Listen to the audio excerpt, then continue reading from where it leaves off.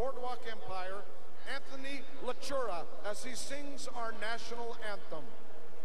Oh, say, can you see by the dawn's early light what so proudly we held at the twilight's last gleaming, whose broad stripes and bright stars through the perilous fight o'er the ramparts we watched were so gallantly streaming, and the rockets red glare, the bombs bursting in air, gave proof through the night that our flag was still there. Oh, say does that star-spangled banner yet wave o'er the land of the free and the home of the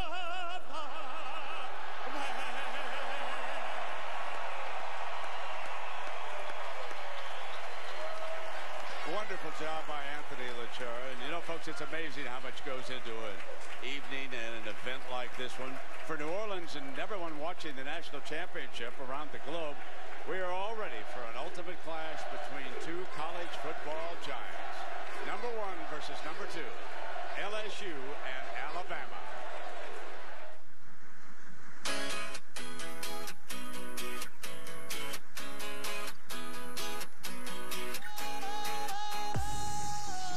Sometimes I get a good feeling, yeah. Get a feeling that I never had before. Don't know, I get a good feeling, yeah. Who knew that the reverberations that started on a Saturday afternoon in November would still be felt on a Monday night in January? A defensive battle of the ages sets up a rematch only to be played under the biggest lights, meaning nothing less than everything. Now, the rematch of all rematches. Here we go.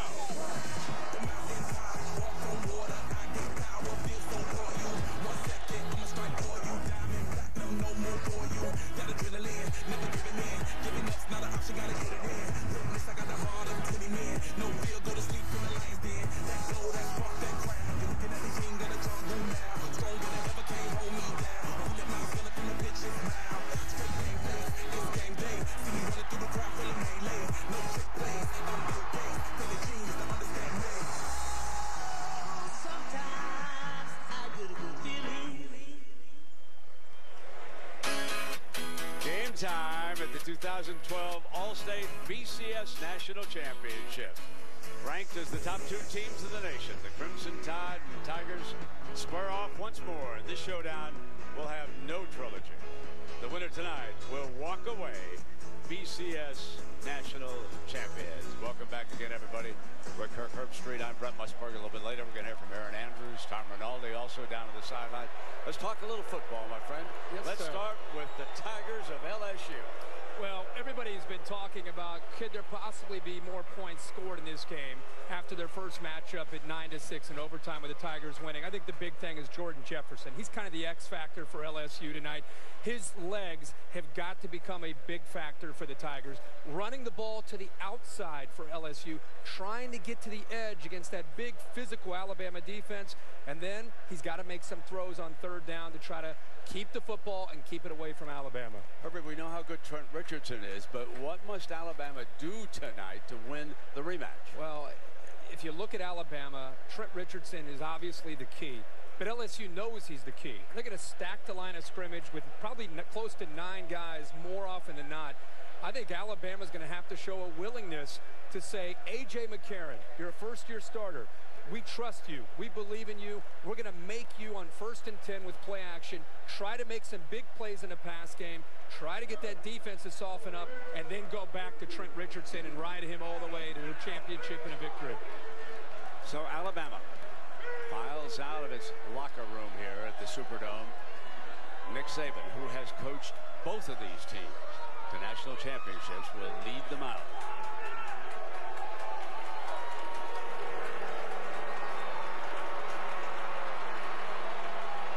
So the tide will roll out, and what a great feeling for these young men.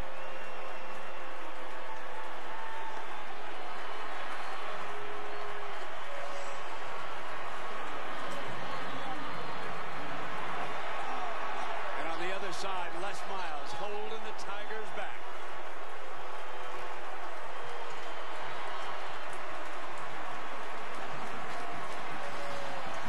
Now, LSU's turn.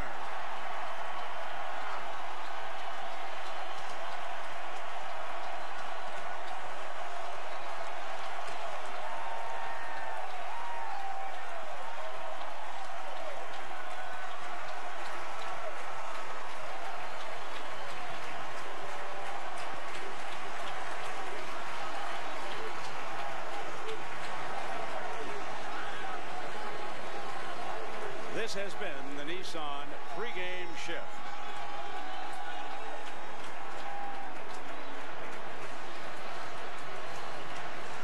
No, these are the moments and the faces that we all remember so well. Epic battles, even more epic retaliations. The cause and effect, David versus Goliath. Goliath versus David. The rematches.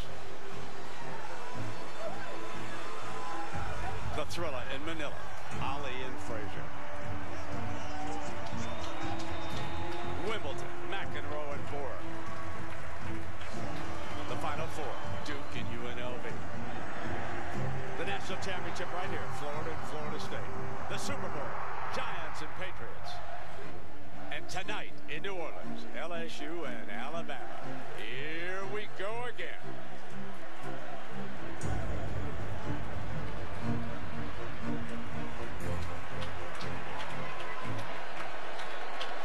So now the captains assemble. Tyrann Mathieu, of course, on the other side, and you're taking a look at some fellas from the New Orleans Saints who are going to be honorary captains. That's Heisman Trophy, former Heisman Trophy winner Mark Ingram, recently underwent surgery on IR. His teammate Roman Harper, and of course, representing LSU, Devery Henderson, their outstanding wide receiver. All three of these fellas played for the Saints this year, and there are honorary captains.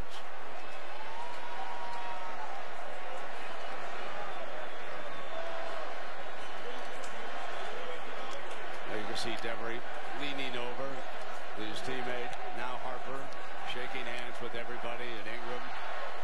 Now for tonight's coin toss, our BCS National Championship referee for the Big 12, Scott Novak.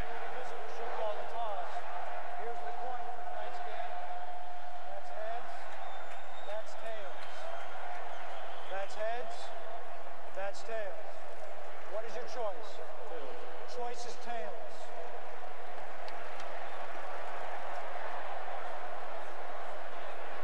It is tails. You won the toss. Alabama will be caught. You have the ball. Which way you want to kick? Put your back there. LSU over here. Start the first half. LSU will receive. Good luck. So the Tigers will get the ball first here tonight against Nick Saban's fabulous defense from Alabama. And these two teams were unable to produce a single touchdown.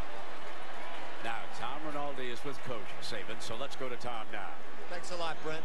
44 days since you last played, 65 days since you played then. All the planning and preparation and practice. Why will tonight be different, Nick? Well, I don't know that it will be different. They're two good football teams.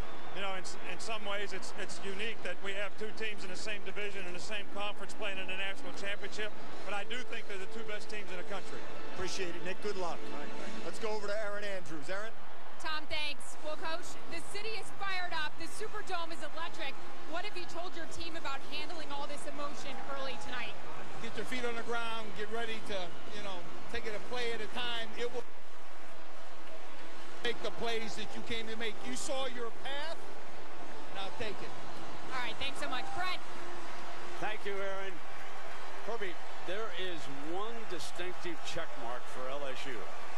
That's in the kicking game and the special teams, and they get to return the opening kickoff. No doubt about it, and Tyrann Mathieu tonight will have a lot to do with that as far as trying to create opportunities. You look at the punter and the kicker from LSU and what they did in the first matchup. Brad Wing, Drew Alleman, they were the difference in the game. So we settle back now with this crowd, and more than 50% represent LSU because it is so close to their campus. They picked up the extra tickets. There doesn't seem to be a question about that. No, you look around this beautiful venue and you can see a lot of purple and gold, and it's not by accident. You go back and think about 07, they won a championship here. In 03, and their crowd had a lot to do with both of those championships against Oklahoma in 03 and Ohio State in 07. So Cade Foster will put the ball on the tee, and as we get ready, folks, settle back and enjoy the sights and the sounds. The BCS Championship is about to begin.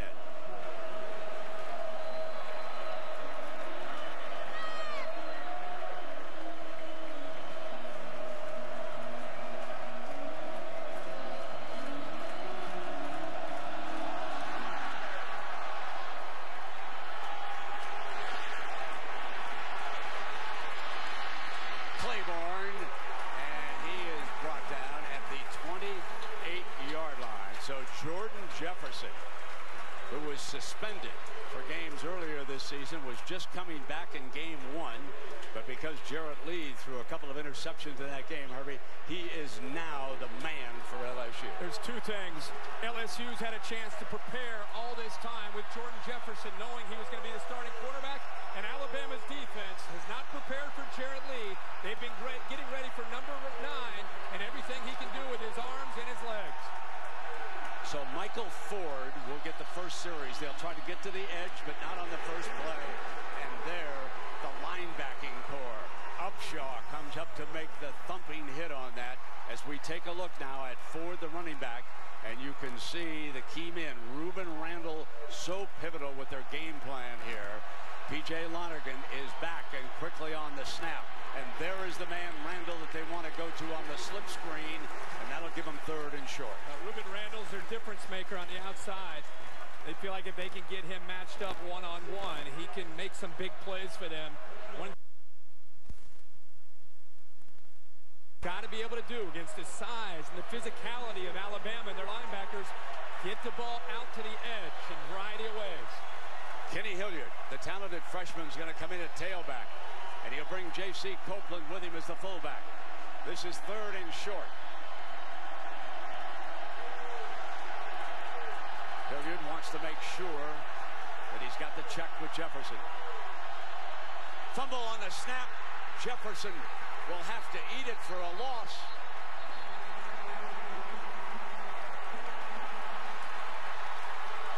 So the first bobble of the game, and it means 3 and out for LSU. It's the first 3rd down of the game. The emotions are high. Jordan Jefferson's got to keep his hands in there a little bit better with Lonergan trying to reach out there to make a big block. The emotions of the game are going to be so big here. Now here's the key guy that you have talked about for days, Herbie, as Les goes over.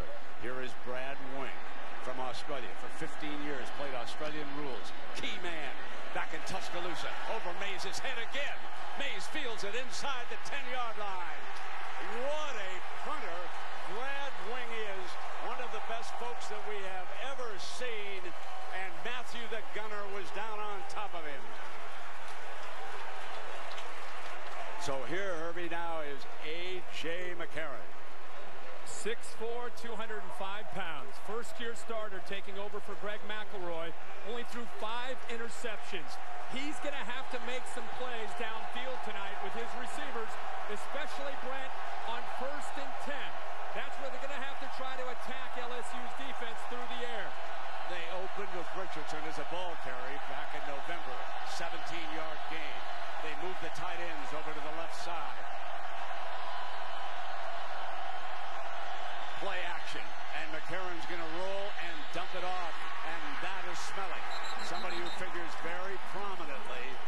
this offensive lineup for the Crimson Tide. A very high percentage throw. And here are the fellows we're going to be watching. Richardson, of course, from Pensacola, Florida. There is Smelly from Tuscaloosa. Hometown young man behind this offensive line. The Outland Trophy winner, Barrett Jones from Germantown, Tennessee. Close to the Memphis area. He's the big left tackle. And it's first down and 10.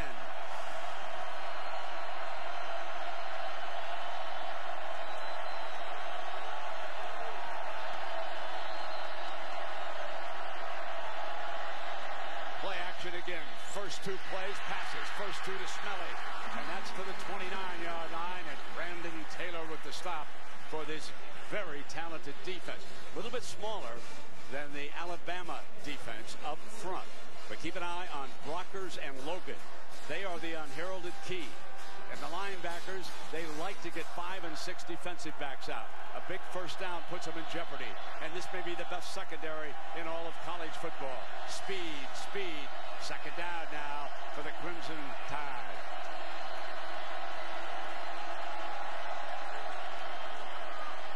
Inside handoff. And LSU knew the run was coming sooner rather than later. Yeah, the first couple calls by Alabama shows you that really what they want to try to do. You have an athletic, aggressive LSU defense that doesn't respect McCarron in the passing game. Therefore, they are flying to Trent Richardson and flying to the running game. Jim McElwain, the first couple calls, uses some misdirection, rolls McCarron away from that speed, and gets him on the edge where there's nobody out there left over. They go to the nickel, and Matthew becomes very dangerous when he steps up on the slot receiver. He now edges down at the top of your screen, number 7. Third down, Matthew trying to get in. He's picked up, complete, and it's a first down. That is Williams, the big tight end. Herbie did a great job with number 7. He was trying to get in that time, and they were ready for it. Well, they get creative when they move Matthew to the nickel, but Barrett Jones, the left tackle, picks him up. But what's impressive to me is Michael Williams. The ball's behind him a bit. Tremendous effort there by Williams to fight to be able to, number 1, catch the ball and then get across the first down line to pick up the first down. First downs in this kind of game are big, not just to keep the ball, but to affect field position. They stay in nickel. You can always tell when Matthew moves up to the slot. That puts Simon at one of the corners. First down and 10. Incomplete. Mays was coming across that time, and Kevin Minter, the middle linebacker, picked him up. Talked about how on first down they've got to throw the ball. They've had 3 first downs, and they've had 3 passes on those first downs. Trying to break tendencies. This time LSU gets a little bit of pressure on McCarron, forces him out of the pocket and to throw the ball before he's ready to. LSU expects a running play. Francois checks back in off the sideline to give him the extra linebacker.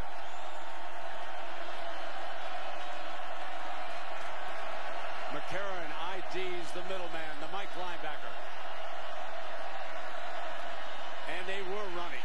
And it was read perfectly by John Chavis. He sent the extra linebacker right on the field.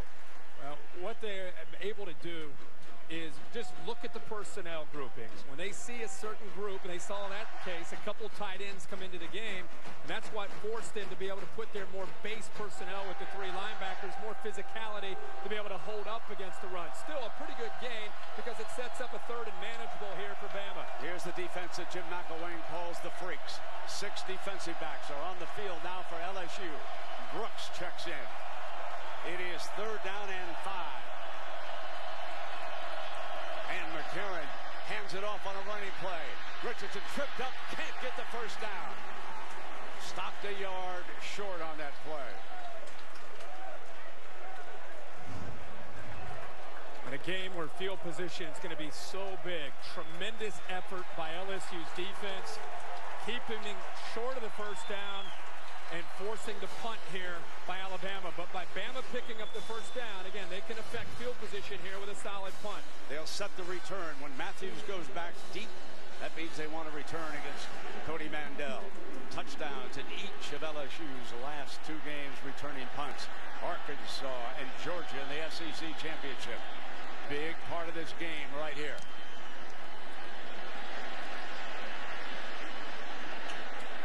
Out of bounds, they keep it away from number 7.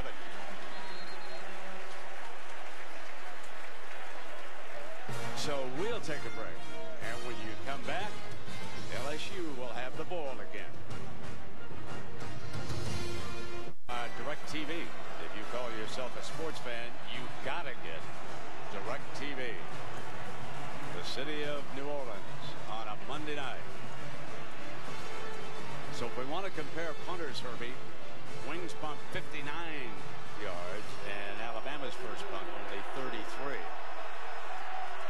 Now Hilliard stays in as they go to that pistol formation. He's directly behind Jefferson. And it was stopped, but it looked like they were going to bring option to the wide side of the field. Prior to the snap, false start on the offense. Number 72. 5-yard penalty. First down. Alex Hurst, the 6'6" right tackle, moved a little early. So a couple little mistakes here by LSU. Yeah, remember on this third down snap, and now the false start. That's the last thing that Jordan Jefferson and the Tigers can afford to do against this Alabama defense. They put Randall in a slot. They are determined to try and keep the double team off him tonight if they can. Beckham is out wide. That's toward the bottom of your screen. They come back with the freshman running back. He is a big boy, and Les Miles has called this big boy football. And when you go against this Alabama defense, Herbie, you are playing against some big boys. Now, Nick Saban likes to get all his pressure up front with 7. Does not like to have 8 in the box if he can avoid it. Second down and long. There is that option look that we were expecting, and Jefferson a little bit sloppy. That is a slow developing play by Jordan Jefferson against Alabama. I understand running the option, get the speed to the edge, challenge the size of the Alabama linebackers. But if you're going to make a run, these safeties and corners are up to run support. You can see Mark Barron early in this game, a big factor defending the run, very physical, and understands this defense as well as anybody. But Jordan Jefferson, when they run option, he's got to attack and use his speed. So third down and 10, and Spencer Ware in as the running back.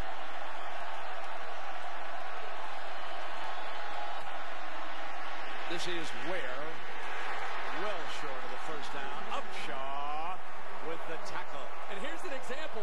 Jordan Jefferson, you've got to be able to take your pitch man out of the play. Watch Courtney Upshaw. Not only is he forced to pitch, then he runs down the line and makes the play on Spencer Ware. The quarterback has to take away the pitch man, account for him, and then Ware may have room to be able to get to the edge and be able to pick up a first down. So Mays will go back deep again, and here's that battle. Brad Wing.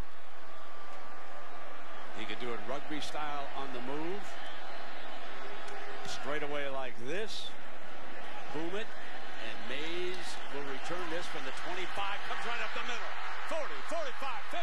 Mays breaks. Wing is there, and he's out of bounds. Brad, towards the end of that play, he looked like he was hurt. Yeah, he looked like pulled a hamstring or something. Sure did. And towards the end of that play, he almost just gave up on the play and went out of bounds.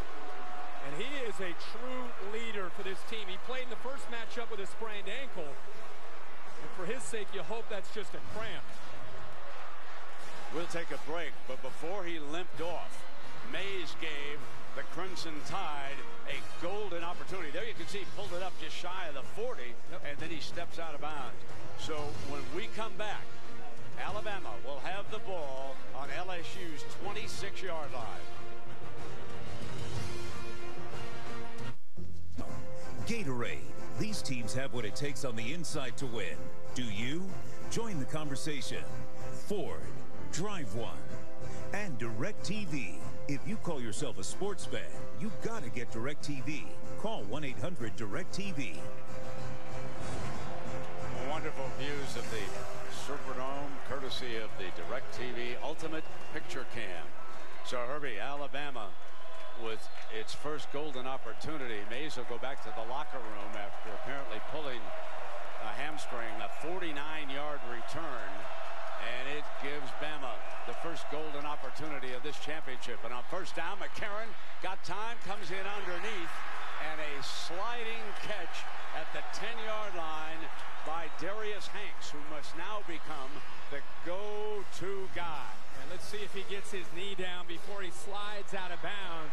Tremendous effort. Looks like that right knee got down. I'm sure they may take another peek at this, but another 1st and 10 pass by Alabama. Breaking tendencies. They know they have to throw the ball against this LSU defense when it's more on when they want to throw, not allowing LSU to dictate when they throw the football. Constantly shifting tight ends. Offensive coordinator Jim McElwain. From the pistol, Richardson has jumped in the backfield. Big Benny Logan was the first man to hit him. That loss of Mays at this point, we'll see if he's able to come back. Alabama fans know, with Julio Jones leaving and going to the NFL, Mays has become the guy on the outside. Not just their best playmaker, but really the leader. You can see his reaction, how emotional he is. The offense with a young quarterback that really relies on him and his leadership. So let's keep an eye on him and his health and whether or not he's able to come back. And you're right, Hanks and Brad Smelly have got to be able to pick up the load in the passing game. Now they bring 2 tight ends tight to the right side of the formation on 2nd down and goal. McCarron's getting time, incomplete. It'll be 3rd down, and Michael Williams was covered that time in the corner of the end zone. Remember the first matchup when Alabama moved the ball at will at times. They'd get inside the LSU 40-yard line, and they were unable to come away with points. Their first 3 drives, they moved the ball, and you know, they ended up missing 3 field goals. Now here they are again in plus territory. Can this game, can it be different? Are they going to be able to execute down here and get touchdowns and not settle for field goal attempts? Now they send Richardson out of the backfield, out with Kenny Bell on Hanks. 3 receivers to the left. McCarron checks to the right. Pump fake, gonna get hit from behind on the throw and gets it off in time. So it was out of bounds. Brad Smelly makes the catch. But the field goal unit, I believe, is jogging onto the field. And this has been a kind of a reoccurring theme for Alabama this year when they got into the red zone. Not just against LSU and their struggles in that game, but really without a true threat out at wide receiver, outside of Mays. You look at what they've done when it comes to scoring touchdowns. They've only been able to convert 58% of the time for touchdowns. 23-yarder.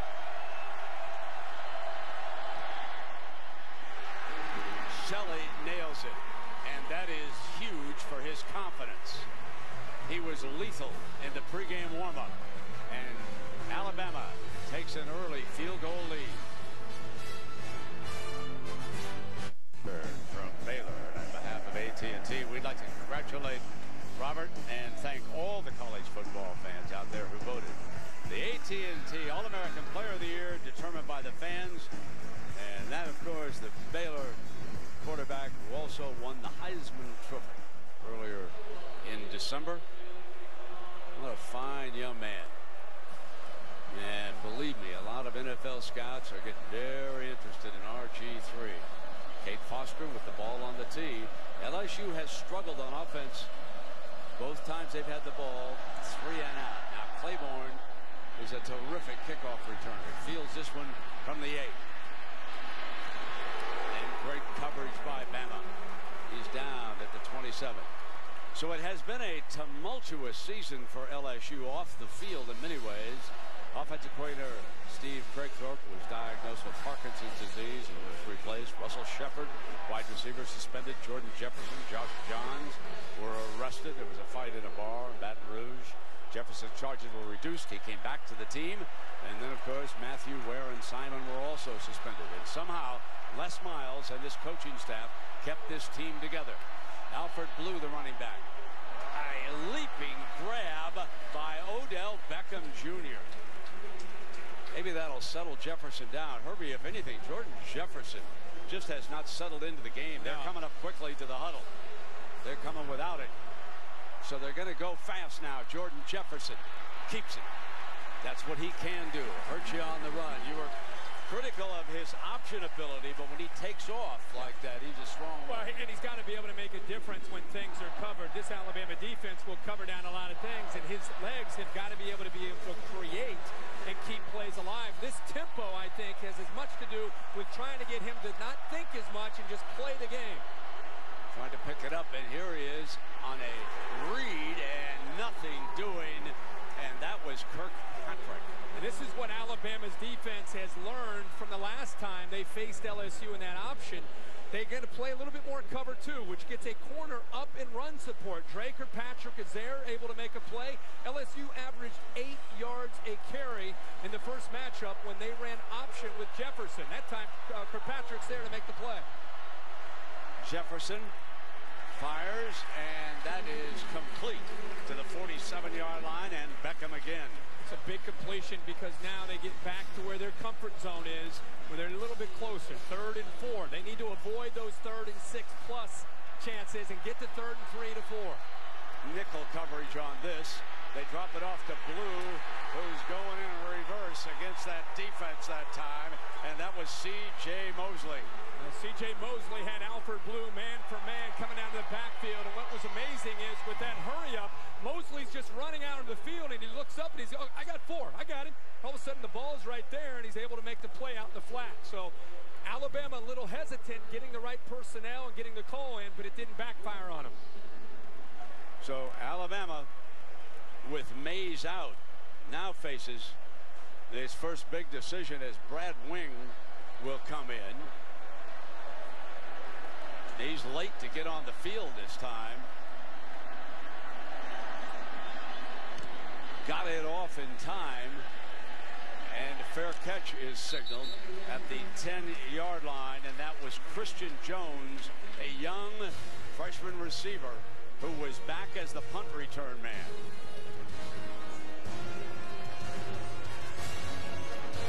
What's weird? Busy sports weekend, and a friend of yours making the Hall of Fame. Just a huge fan, lifelong Cincinnati Reds fan. Very happy for Barry Larkin going into the Hall of Fame. Well deserved. So up by a field goal, A.J. McCarron brings the Bama offense back, and again they keep the field split.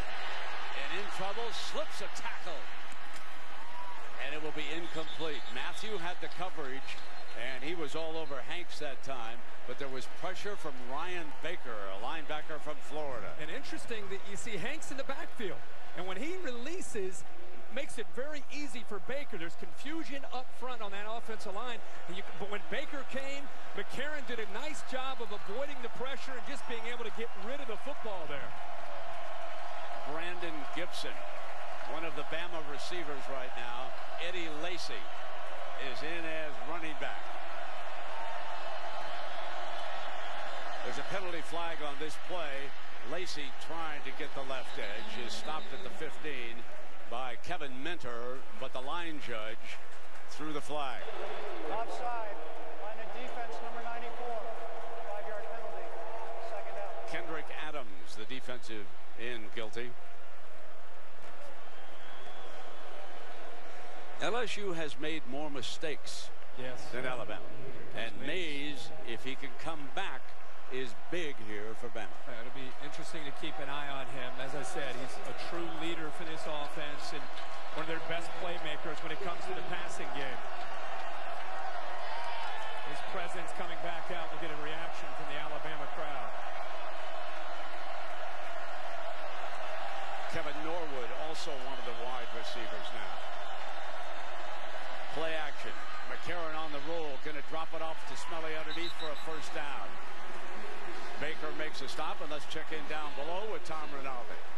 Brett, the training staff said Marquise Mays was considered questionable. He obviously just answered that question by coming out of the locker room. His left leg has been wrapped, a hamstring injury. He is expected to attempt to return. We'll have to monitor it going forward. Marcavius Mingo, Herbie, just checked in, a speed rusher. And instead of lining up in the left, they've been working him on the right side of this defensive line all week in practice, and he'll sit down over there.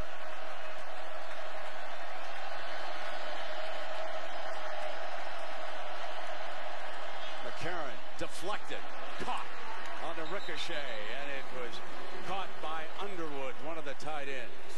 And this defensive alignment here, Mingo, because he's so athletic, you can see that he can drop back out into the flat, but looked like that time Benny Logan just puts his big hand up there to knock the ball down. But what tremendous concentration here by Underwood. And what I love what Jim McElwain's doing right now is he's moving A.J. McCarron around. Now they have Barrett Jones lined up as a fullback here. He's showing a lot of different looks. 14 plays and 10 passes by Alabama. They have broken tendency here. And they come back with Lacey, and he is stopped right at that first down marker, and he appears to have moved the chains. Yes, he has, for Alabama. There's an overload to the right where Barrett Jones, their All-American left tackles, lined up as a fullback and then moves up to the right side, and they overload that right side. And again, just a different look. You have all this time to prepare, and Jim McElwain clearly taking advantage of it. A lot of different formations and personnel groupings, trying to create some confusion for LSU. McElwain loves an unbalanced line. Now they shift two tight ends over to the left. First down and 10. Final seconds of the opening quarter. Here's McCarron, gonna go deep. Leaping catch. Ball is grabbed at the 38-yard line, and Norwood off the bench made the leaping catch for Bama as the first quarter comes to an end. We talked about who's going to step up with Mays out, and here is Norwood, a sophomore, only has 7 catches on the year. Tremendous effort to go up and over the Honey Badger and make a huge play on another play-action pass on 1st and 10. Honey Badger better care about that one. That's 26 yards. And this young man has put a charge into the Tide, playing with some confidence, Herbie, which is what he said he lacked in game 1. Enjoying himself. First quarter's come to an end. Bama leads it. The field goal with Alabama and LSU. Where have we seen that before, folks? Huh? Crimson Tide leads it. And Herbert, what about that first quarter? I'm impressed with A.J. McCarron and the way Jim McElwain is utilizing him in this passing game. They've had a lot of success. We talked about it before the game. 1st and 10 is the time they want to attack LSU. He's 5 for 5 on 1st and 10 with play-action passes. 2 stories. McCarron's playing very well, and Lacey stays in the game. Play action. He's got a wide open Smelly, and he just overthrows him by a yard. He was breaking free on that far side. Number 17 is a huge part of the game plan. But my question is, what has happened to Richardson? And Brent, look at what they're looking at on 1st and 10. Eddie Lacy's in the game for Trent Richardson. A little bit of action there with the reverse there to the freshman. But all the eyes of the defenders in the backfield. And what's happening is these tight ends are slipping behind that coverage, and that time he just missed making a huge play again on 1st and 10. Harrison Jones, one of those tight ends, is off to the right. Kenny Bell is number 7. Play action. McCarron left open, takes off and slides to the 30-yard line. So this will put them in a 3rd and manageable. Very good decision by the young man from Mobile, Alabama. And because they're mixing up the play calling, what has happened is I think LSU has lost some of their aggression. And I think the pass protection has been outstanding for McCarron. He's had time to evaluate, look down into coverage, and then here he makes a great decision to pull the ball down, and instead of throwing it away, pick up some valuable yardage. Lacey stays in as the running back in 3rd down. They now shift in to a power formation. Pressure from the linebackers, and Lacey not going to get there. You got to wonder why number 3 wasn't on the field. That was Matthew came up to make the stop. You see Matthew back here, and he's going to get in run support. And Brent, you're right. The first matchup, you know, Trent Richardson had 3 touches inside the LSU 40-yard line. And for whatever reason, they in plus territory again, and number 3 is not in the lineup. Cade Foster trots in. Here comes your 49-yarder.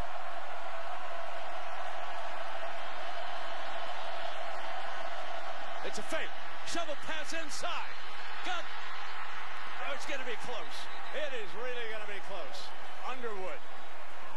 Everybody said, why didn't Saban pooch punt? Why didn't he fake? Saban was listening. It was 4th and 4. It is going to be so close, folks. They push the players away, bring the chains out. That's about as close as you can get, Brent. Underwood came from the left side.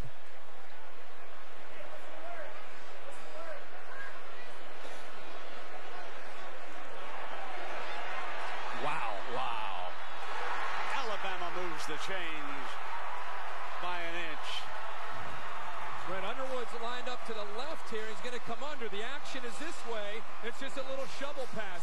LSU, a good job on these long field goals after the way the first game went, being observant, expecting the fake, and you might see LSU challenge this call. It's actually under review without them needing to challenge it. And that is David Ames. He is our replay official. He is from the Big 12. This is Scott Novak's crew. So they're going to take a look at this spot. There's the shovel pass. He broke a tackle from Matthew. Matthew could not bring him down. Mingo finally did. And we'll take a break and come back with the decision. Well, it is a first down for Alabama. Chris Underwood was able to pick it up by an inch. And now A.J. McCarron, and here comes Trent Richardson. He is back on the field for the Tide.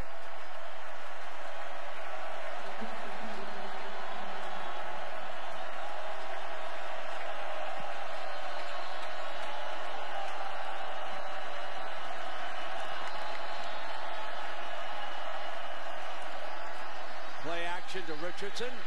Coming in underneath to Hanks. Incomplete.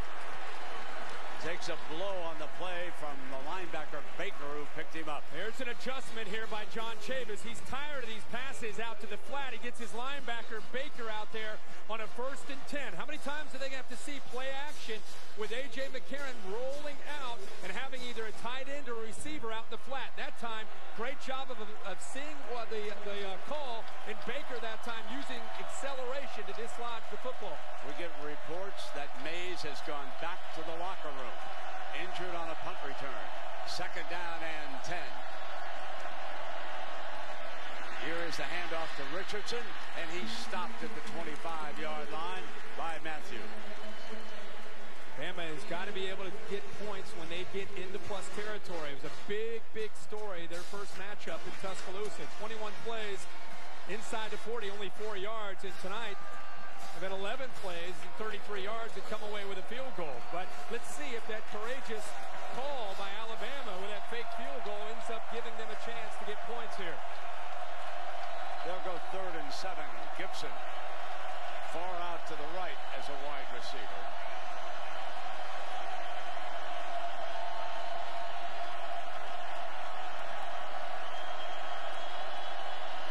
McCarron throws quickly, incomplete.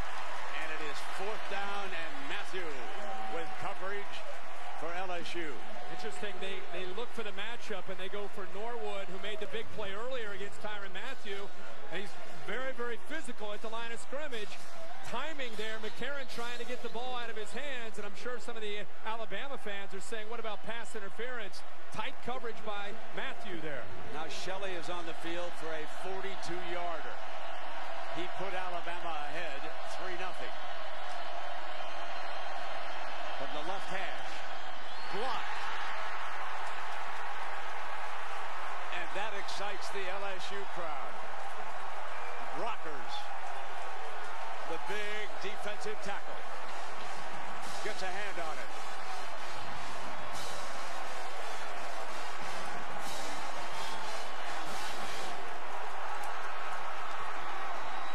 Great left hand by number 90.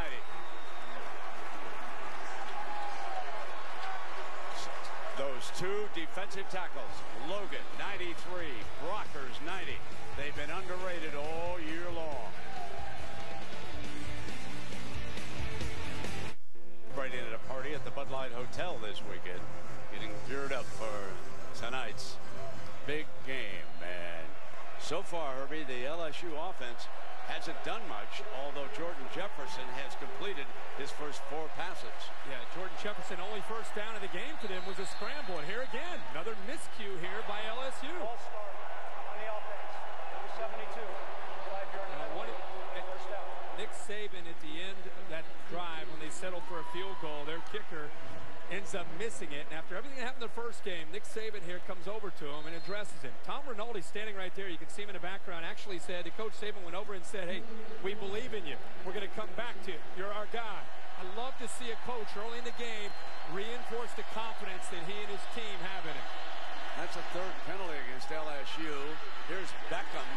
They try to set a screen and nothing doing as Menzie, the corner, Daquan Menzie, came up and made a fine play. And there are arguments that this may be one of the best defenses of all time in college football, this Alabama group. You think they need help? You think 1st and 15 is the way to try to attack Alabama? Now they're at 2nd and long, and when you get behind the chains against this defense, they're going to get very creative, and that's where they can get very, very aggressive with their blitz pressure. Randall is in the slot to the right. Jefferson looks in that direction. Juggled, and he hangs on to it. Made a fine juggling catch to the 29-yard line with that. Well, I'll tell you what, that was almost a big play for Alabama. Dante Hightower here, and let's take a view from the DirecTV Ultimate Picture Cam. He jumps the route. Almost got his left hand on it. Almost a step away from being able to step in front of that and take it into the end zone for a touchdown. Now Spencer Ware replaces Kenny Hilliard in the backfield. He's number 11 for the Tigers. Jefferson is back in the gun. It's 3rd and 7. Randall back in that slot again. Jefferson looks in that direction, comes in underneath, and incomplete. Using Ware as a receiver out of the backfield. And again, LSU cannot mount a drive against Alabama. It's also interesting that Alabama brought 4. They didn't blitz. They didn't bring pressure. Forcing Jordan Jefferson to read zone defenses, which sometimes for a quarterback can be a lot tougher than being able to see the coverage in man-to-man. All right, he's back for his 2nd return. As we told you, he's the freshman wide receiver, Christian Jones. Brad Wing standing at the LSU 14-yard line. Low. And drops it at about the 25-yard line. So Alabama will have the ball, and McCarron in the early going is 9 of 15 for 92 yards. You call yourself a sports fan, you got to get DirecTV. Well, celebrating its 7th year sponsoring the Good Hands Field Goal Nets, Allstate makes contributions to participating university general scholarship funds for each field goal and extra point kick. To date, Allstate has contributed more than $2.6 million in scholarship monies. A.J. McCarron in Alabama. Richardson on the field next to him at his left. The field is spread to the right. Richardson with his first reception coming out of the backfield and out of bounds near the 30-yard line. Alabama looked like they might have a chance to put points on the board in their last drive. It was the big play here again, 1st and 10 play action, giving McCarron time, gets him away from the pressure. Norwood went up and over Matthew to make the play. Here's the fake field goal. Backside, a little shovel pass to Chris Underwood, and then the field goal attempt, which was blocked. And it's interesting, Bama's gotten down to the LSU 6-yard line and the LSU 25-yard line, and they have 3 points. Sound familiar? Yes, it does, and Chavis checks in with 3 linebackers on this 2nd down and 6. And here's Richardson hit in the backfield for a loss that time. Mingo, that lightning quick defensive end. He uses quickness here and just is able to attack the gap. Watch how he just shoots down DJ Fluker, the right tackle, can't deal with that speed. In fact, the right guard that time, McCullough, also, I think, surprised by the slant, the movement of this LSU defensive line. John Chavis that time guessing right which way he slanted the D-line. The speed there of Mingo is the difference. And he keeps 3 linebackers on. Does not go to the nickel. That keeps Matthew outside on the corner. McCarron for forced out of the pocket. Fires complete to Hanks. Got the first down. At the 37-yard line, he picked up number 15. And A.J. McCarron continues to impress with a passing game. And third down, John Chavis dials up some pressure of his own. In fact, Kiki Mingo drops back in coverage like a linebacker from his defensive end position. Watch Hanks not give up on this. His quarterback's buying a little time. Little rub route there. Not only catches the ball, but deals with Eric Reed, who makes a big hit there to try to dislodge that football. But right there's the young man that has got to step up with Marquise Mays down. Darius Hanks, the senior's got to be able to make plays. Richardson around the right side finds a hole and steps into it to the 43-yard line on that first down. Adams, and that's a good first down run for Bama. Watch Norwood and Smelly sustain their blocks, 87 and 17. Not only do they lock on, and Adams does a good job. Kendrick Adams, 94, does a good job to fight away from Chris Underwood. But that's a very big key in this game for Alabama. They thought in the first matchup they weren't able to lock on and sustain blocks, and it affected their running game. Now Simon checks in. So there are 5 defensive backs. Matthew will go to the slot receiver on this second down. He's looking at Hanks. And he'll run Richardson against the nickel for a first down to midfield. I love William Vlahos. Center that's 6'1", 300 pounds. He played so much football for this football team. He and Barrett Jones, the left tackle who won the Outland this year, are the real leaders up there. But maybe the most talented man up front is Chance Warmack, the left guard. Just a great group of linemen. Now Taj Jones is back as a linebacker. That'll bring Simon back out, and Matthew will go back to corner. First down and 10. Claiborne up in bump and run, and so is Matthew. Trying to get a linebacker pressure. They can't. Smelly comes underneath, and well sniffed out by McElwain. He read what Chavis was up to that time. And it's to the 45-yard line. Can't say enough about A.J. McCarron. I know Alabama's not putting points up on the board, but he's seeing this defense right now. The 44 days of preparation has allowed him, some fans upset, maybe thinking about a late hit here, but he's seeing the coverage and getting the ball out of his hands quickly. Seems to just have a presence about him tonight that we didn't see in that first matchup.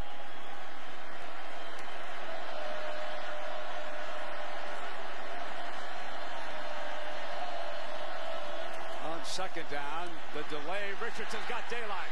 40, 35. Going to be run out of bounds.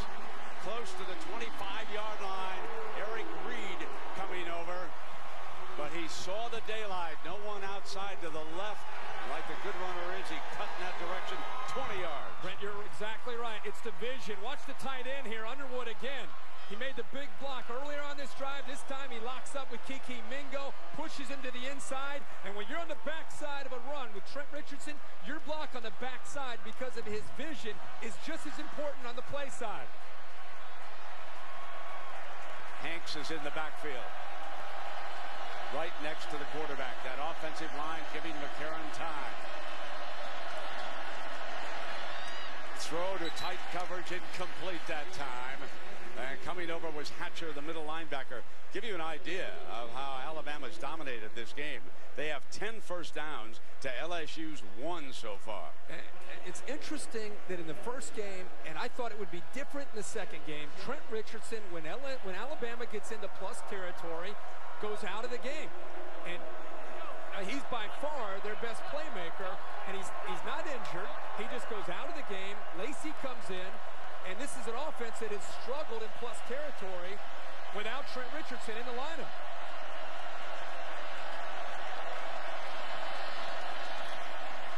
Delay with Lacey. Spins to the left and crashes inside on a fine run. His best of the night to the 16-yard line, and Claiborne cleans it up. Bit of a risk here by LSU. They brought the house. A lot of pressure. They brought their linebackers, and that's going to be feast or famine. You're either going to make a play in the backfield, or if the back's able to get around him, there's a lot of room to run. It's a good job of picking up the blocks up front and pushing Ryan Baker outside. And then how about the spin move here by Lacey? Brockers and Logan check back into the middle of that defensive front for LSU on this 3rd and short. Lacey, the running back. Smelly, the tight end. Lacey is ridden down short of the first down, and Brockers makes another impact right after he checks back into the game. Now, you and I both love these inside guys. Brockers is involved here. Love this shot here. But watch Kiki Mingo. He's known as a pass rush expert, but this time gets involved in run support. This time he beats the block of the big tight end Underwood and gets involved to push Eddie Lacy back. So Nick Saban coming right back with Jeremy Shelley. Ball will be put down at the 24-yard line. Remember now, McCarron is the holder. This would be a 34-yard field goal. They have faked one earlier with their other kicker. Nails this one. Here we go again. Alabama up by a pair of field goals in the BCS Championship. Allstate, BCS National Championship Game. Alabama 6, LSU nothing. You know, Herbie, down the stretch with LSU, they had a tendency to fall back in the first half and then come on, and you know what turned around? Matthews punt return touchdown. And until we see something differently, whether it's a punt return, a kickoff return, a turnover, a sack, something to spark LSU to get their fans into the game. Remember, Alabama in their last 2 games against Georgia Southern and Auburn, they gave up kickoff returns for touchdowns. So if LSU wants to maybe try to do something, maybe they get a big return here to get this crowd going, get some momentum back. Here's Foster's kickoff, and here is Claiborne. He took a big one back against West Virginia in a 27-21 game. And Alabama does a great job of not letting him get outside, and he's brought down at the 21-yard line. So here are the LSU possessions doing nothing offensively. 3 3-and-outs, and the one time that Jordan Jefferson scrambled to keep a drive alive, they picked up a first down, but still they ended up punting. So here we are, midway through the second quarter, and they've got 1 first down. It just reminds me a lot of the SEC championship game when Tyrann Mathieu had to give him a spark by having a big punt return for a touchdown. We've got an ISO look as Copeland, the 280-pound fullback, checks in. And the freshman Hilliard, they're determined to get Hilliard going. Here he is. Picks up a couple against that fierce Alabama front. As good as any you will see. They did everything in that game back in November except win. And yes, that counts. But this is a fabulous front 7. These guys, when you see them on the hoof, Herbie, you and I were impressed. I said, wow, it looks like they could be playing the New Orleans Saints on Saturday night. And by playing a 3-4, those defensive linemen don't necessarily make a lot of plays as far as tackles, but they consume the linemen and allow those 4 linebackers to run around and make all the tackles. Jefferson checks with the sideline for a change in the signal. LSU searching for a play. Something big to happen. They roll Jefferson to the right. And he's going to hoof it out of bounds. Beckham was the target as he rolled right. He got checked in that zone coverage and was trying to sit down, and Jefferson had committed to the run. That was just outstanding coverage. Jefferson's looking in to this defense, and he's trying to find somebody to get it to. Beckham, 33, he's locked up there. There's nobody open, and eventually Jordan Jefferson tries to make something happen there to try to pick up a yard or 2. 3rd down and 5. Claymore, one of the tight ends, number 88. Spencer Ware, one of the better receiving running backs. They're very deep at that possession, but so far Jordan Jefferson has been confused. Quarterback draw, steps out, and it's stopped. The line judge. Prior to the ball being snapped, timeout, LSU. First charge of the first half. Get 30-second timeout. So LSU burns a timeout here with 2:44 to go.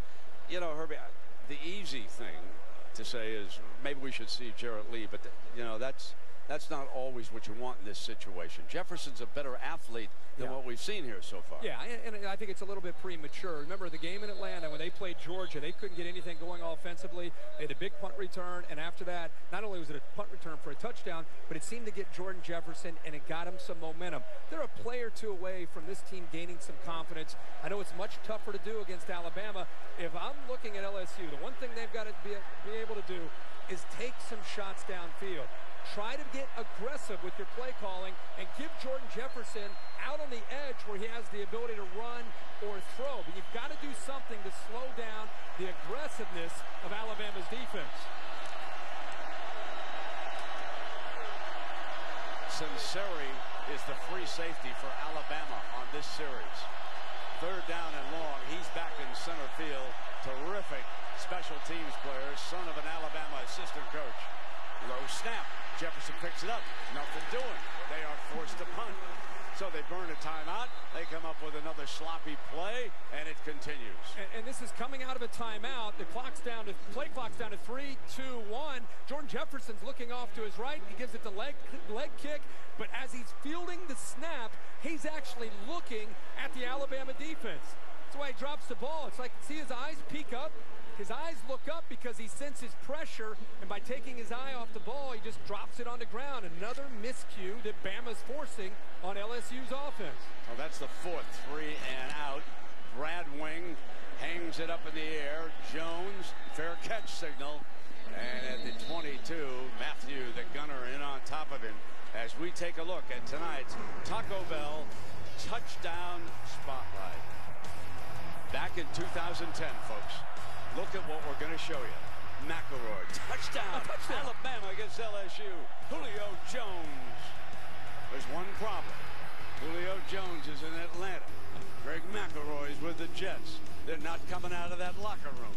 This Alabama team has got to do it right now. Well, I think A.J. McCarron is playing pretty good football tonight. Like I said, he just looks to be, of the two quarterbacks, the quarterback has been able to get off to a faster start, and I think it's affected his confidence and the offense's confidence. Despite not having Marquise Mays in the lineup, they've done a great job of mixing up their personnel groupings and mixing up play-action pass on 1st and 10, moving the pocket, rolling him around. They've just done a lot to slow down LSU. Richardson, you saw the picture, check back in. McCarron on 1st down, drops off the screen pass to his running back, and he's down at the 30-yard line. So McCarron, you certainly, Herbie, you pointed out, you cannot fault anything he's done tonight. 13 to 20 for 117 yards. The quarterback comparison, Jordan Jefferson's relatives may want to look away right now. And it's not pretty. LSU has 17 yards. If you look at the rushing yards to go along with the 26 passing yards, that's not going to get it done. Richardson, short of the 1st down. Everyone expects that this is Richardson's last game with the Crimson Tide, that he will declare that he's going to the National Football League. He's raised a couple of daughters, or I should say helped raise them. They're back with the mama back home in Pensacola.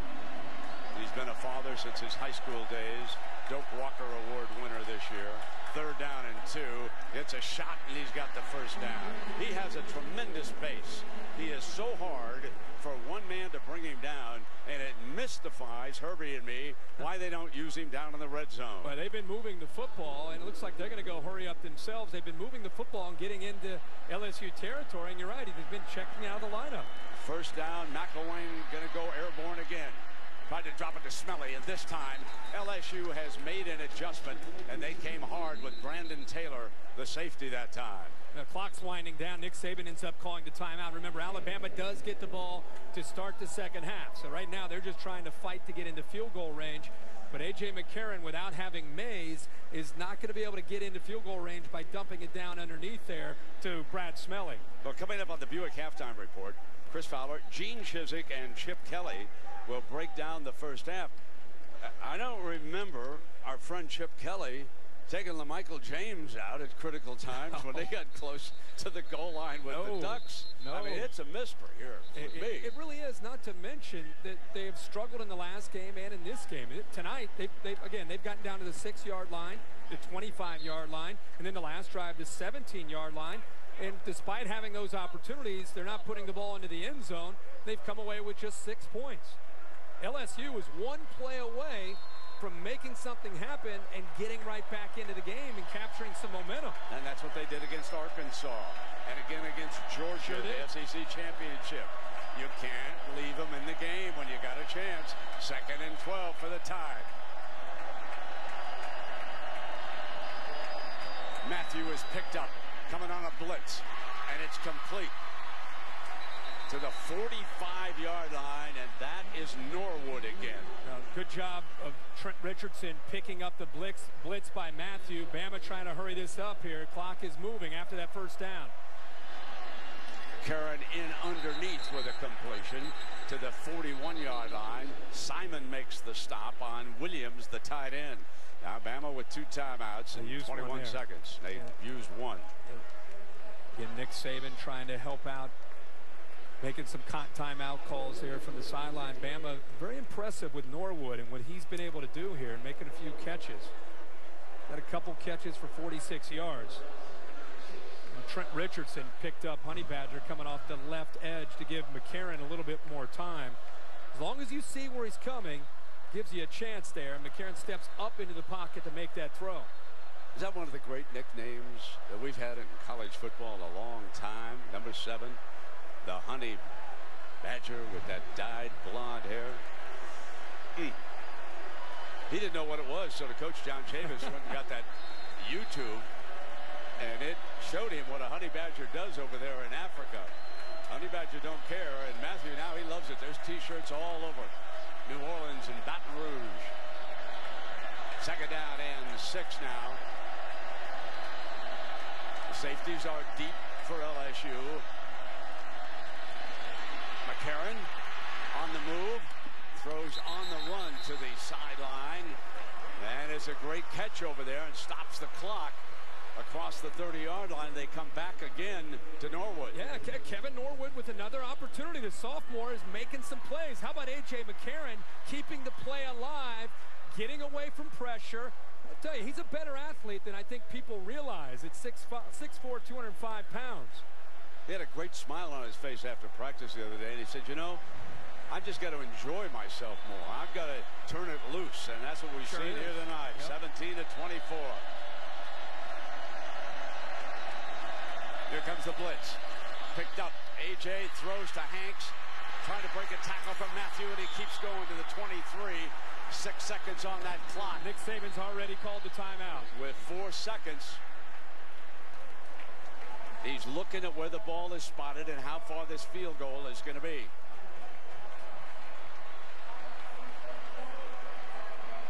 Tell you something. That's an impressive drive just to get into field goal range here. Playing off of Hanks, and they'll tell you that he's their best route runner. He's matched up there with Tyrann Mathieu. Not only does he make the catch, but he fights with Matthew to pick up every yard that he can to help these poor field goal kickers out from Alabama. He's not giving up on that play. And you saw Saban on the headset. They're making a decision as to who to use here. You know, in long field goals, it's been Cade Foster, but Shelley was impressive in pregame warm-ups, and he's going to trot out now. He has hit the 2 here tonight for Bama. Keep in mind that McCarron is the quarterback and holder. 4 seconds remaining. It'll get put down on the 32. Here comes a 42-yarder for Jeremy Shelley.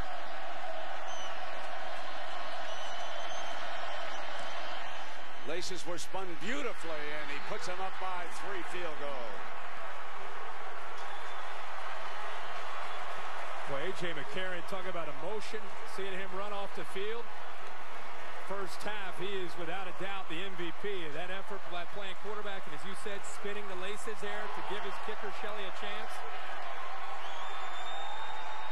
So here's Tom Rinaldi with coach down on the field. Tom.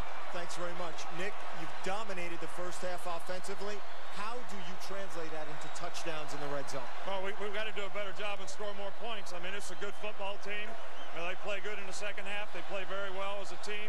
So, you know, we're going to have to continue to do a good job defensively, but we need to score some touchdowns here. Thanks very much, Nick. Appreciate it. Let's go over to Aaron. Tom, thanks so much. Les, your offense just not clicking. How do you get them going in the second half? We got to make our best calls. You know, it's interesting. We had cadence issues, fumbled snaps. I mean, every possible mistake was made. What's got to happen at this point is we got to chuck that, and we got to go to those things that we came here to do. All right, thanks so much, Brent. Halftime of the 2012 Allstate BCS National Championship. Alabama leads it by 3 field goals. Right back for the Buick halftime report with Chris Fowler in a moment. Really started to throw the ball well. That's what LSU has to do to get back on track here. Where can they gain some traction, Gene? I mean, 43 total yards and 1 first down. Well, I think they're searching right now. I think one thing that Les has to do, he has to go into the locker room and say, hey, guys, we can't play any worse right now. We've fumbled the ball on 3rd down a couple of times. We've gotten ourselves, when we're in a position to be 2nd and 3, we're 3rd and whatever. I mean, they're just, you know, they got to settle down, and that's what they got to do. That was Miles' biggest fear coming in, that his team tonight in this atmosphere would not resemble the team he has had all season, and they certainly haven't.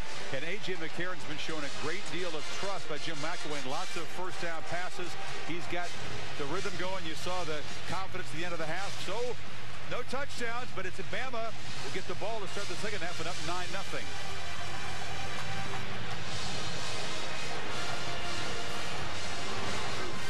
This halftime report is presented by Buick. See real... It's far from over.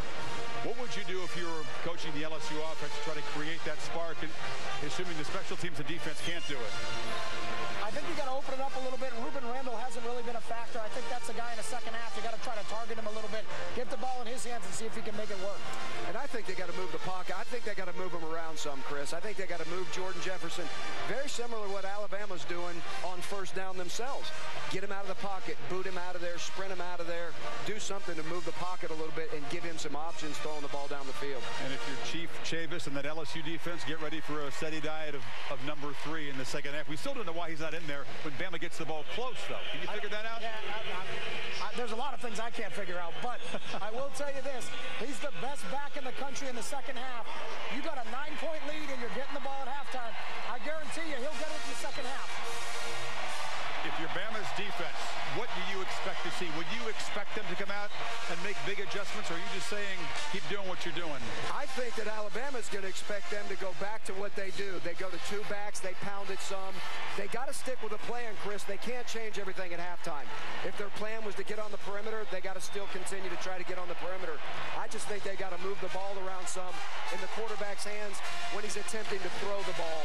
And then you got to let the game plan unfold as you practiced it for the last 36, 37 days. You'd love to hear what the LSU offensive brain trust is telling Jordan Jefferson. He grew up 20 miles from here. He won a state championship in high school in this building. It has been a nightmarish first half for the LSU quarterback in his return to a hometown. Generation coming out February 16th. Go to ESPN.com/music as we welcome you back to the second half of the Allstate BCS National Championship. The statistics tell the story, and for LSU, they are flat ugly. They have not been able to even cross midfield. As you take a look at our numbers right now, with Bama leading by 3 field goals here, Herbie. I tell you, LSU should be very grateful that their defense has played well enough to keep them in the game. I mean, Bama hits the field goal there at the end of the half to make it a 2-possession game with 9 points. But it could be a lot worse, considering how bad LSU's offense looked in the first half. If I'm Les Miles, I'm in there at halftime and say, fellas, we're 13-0 for a reason. We've been in these situations. We looked awful in Atlanta in the SEC Championship. We turned it around and scored 35 straight in the second half against Georgia.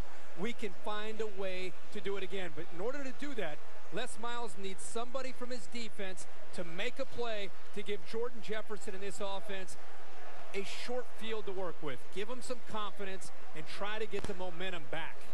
Meanwhile, Marquise Mays, the senior from Birmingham, has apparently played his last game for the Tide. Pulled a hamstring, returning a punt actually that set up their first field goal, and the young man very distraught on the sideline about his inability to come back on the field with his teammates. An emotional guy, great leader for the Tide. Coming out from deep in the end zone.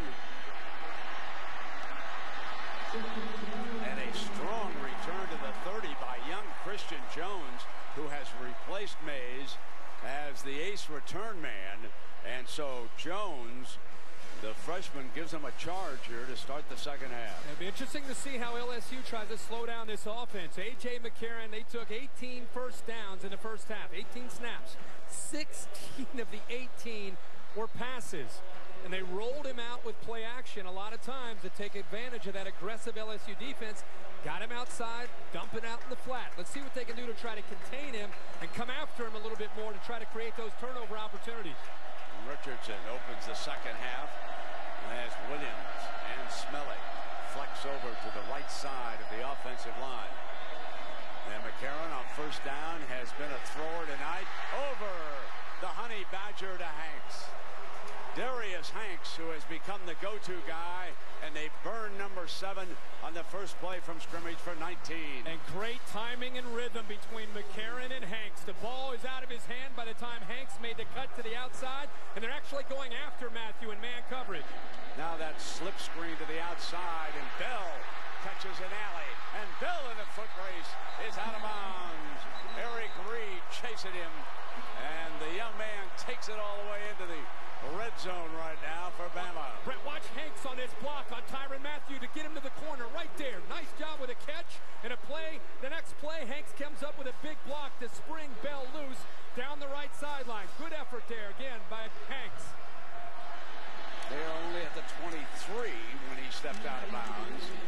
So a little bit shy of what I had originally thought. And Richardson on the field right now here in the second half does get the first carry, so perhaps they were using Lacey to give him a little bit of a blow here for the second half, but he's staying on the field this time. Keep him on the field. You get into plus territory, he's your difference maker.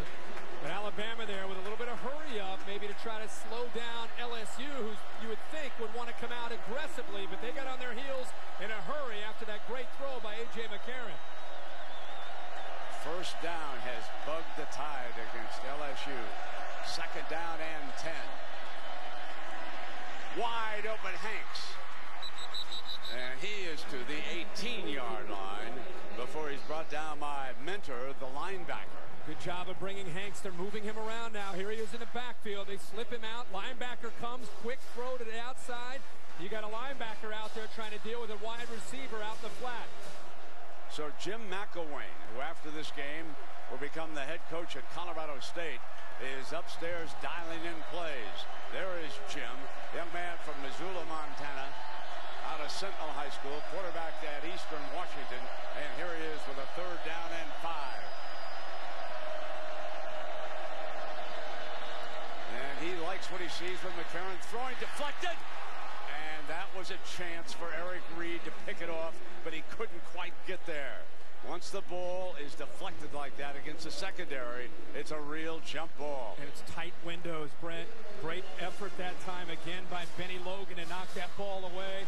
Reed, you're right, almost comes up with that big play, but give LSU and their defensive credit. They're giving up yards, but they're not giving up touchdowns. So Jeremy Shelley for 35 yards this time. Slides it through from the right hash. Jeremy Shelley, 12, LSU, nothing. Here's the season-ending award. That's the coach's trophy presented by Dr. Pepper. And Alabama trying to come back and avenge their only setback of the season. And hold that Tiger. Look how he's disguised today as that honey badger, but he hasn't fooled the Crimson Tide. LSU bench looking very dejected and concerned, and Jordan Jefferson, hope he realizes the importance of this drive, getting the ball to start this second half for the LSU offense. That Claiborne, ever dangerous, but Alabama has done a great job of holding their lanes, forcing him back to the middle. Breaks out at the 20-yard line, and he is down at the 24. Terrific coverage, and a reminder, Wednesday night ESPN has an NBA doubleheader featuring some of the biggest names in the sport. We'll start it Wednesday night at 7:30, Mavericks and the Celtics. That's at 8 p.m. They'll tip it off, and that'll be followed by the Heat and the Clippers. A lot of interest in that Clipper team this year. Unlike Alabama's success in the first half on first down, LSU was kind of at the opposite end of the spectrum. 6 first downs, only 13 yards of total offense. Put them in a lot of second and third and long situations. That's got to change.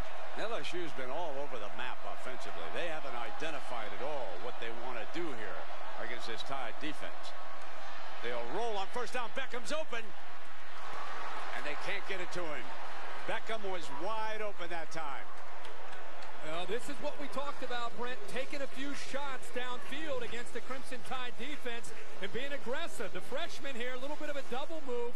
He gets behind Kirkpatrick, but Lester, sitting back there in cover 2, is in that area. He's supposed to take out a wide receiver. But I'll tell you what, the angle that he took there, if Beckham was able to undercut that and hold on to the football, he might have been able to escape Lester and get to the end zone. Now that Alabama defense licking its chops. They've got LSU in 2nd and 10 just where they want it. Going to fire again. And they've got it this time. They hook up, and Lester did not get there on Beckham. And that gives the LSU bench a spark. For the first time, a little life down there. Some applause and big completion for 19 yards. LSU's trying to attack right into this window right here. Kirkpatrick's going to slide up. Lester gets back. It provides a nice window right here where they're going to try to throw the football. And the fact that he didn't get anybody to slow him down, Kirkpatrick with his eyes to the inside of the offense made it pretty easy. And that was a nice throw that time by Jordan Jefferson. Kirkpatrick crushes to the line. And now they come back with a running play. And Gentry makes a stop for the Tide at the 45-yard line. So it's going to be 2nd down. But again, Alabama's defense winning 1st down here against LSU. Now Kenny Hilliard, the freshman. There have been 4 running backs used by the Tigers. Spencer Ware, Michael Ford, Alfred Blue, and Kenny Hilliard. Hilliard, the bigger of the backs.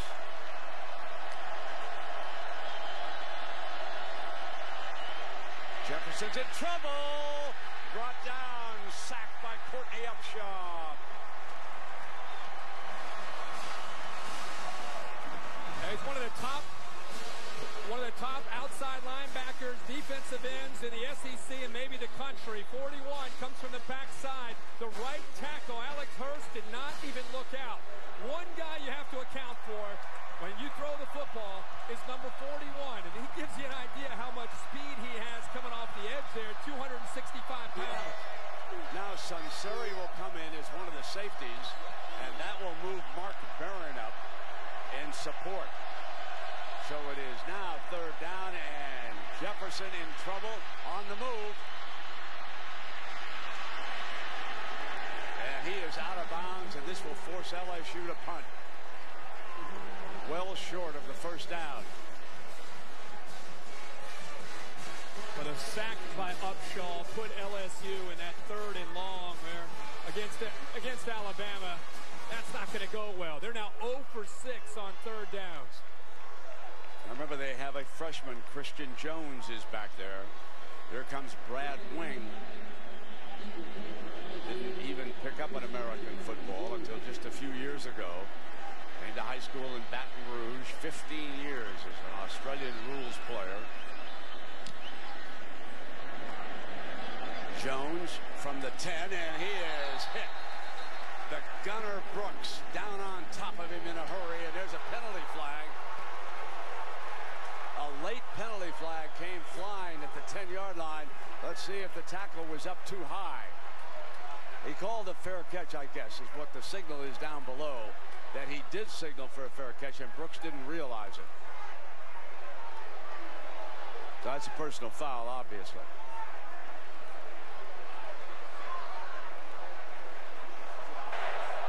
Personal foul.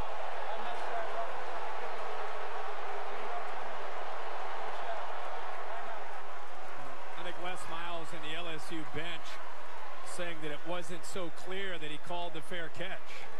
So he's discussing with the officials downstairs.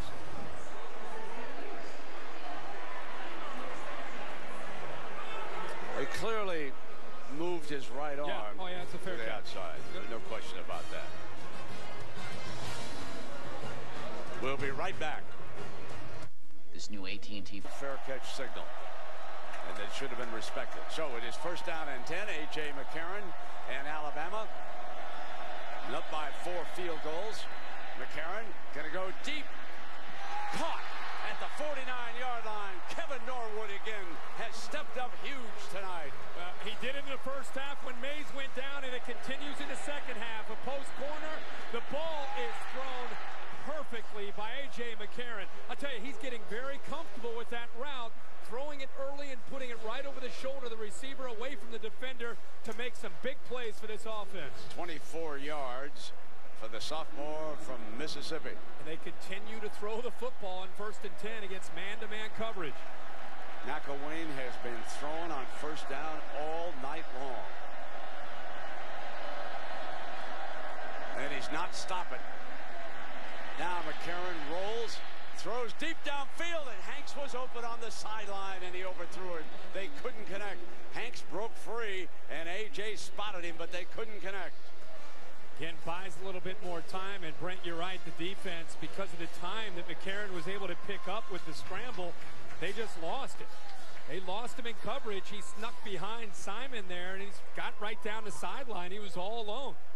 Honey Badger comes off the bench to come back on the field, and they've got him as a nickel man. He's looking at Hanks at the bottom of your screen, number 7, press coverage here. 2nd down and 10. That's exactly what A.J. McCarron sees, is that man-to-man coverage by the LSU defense.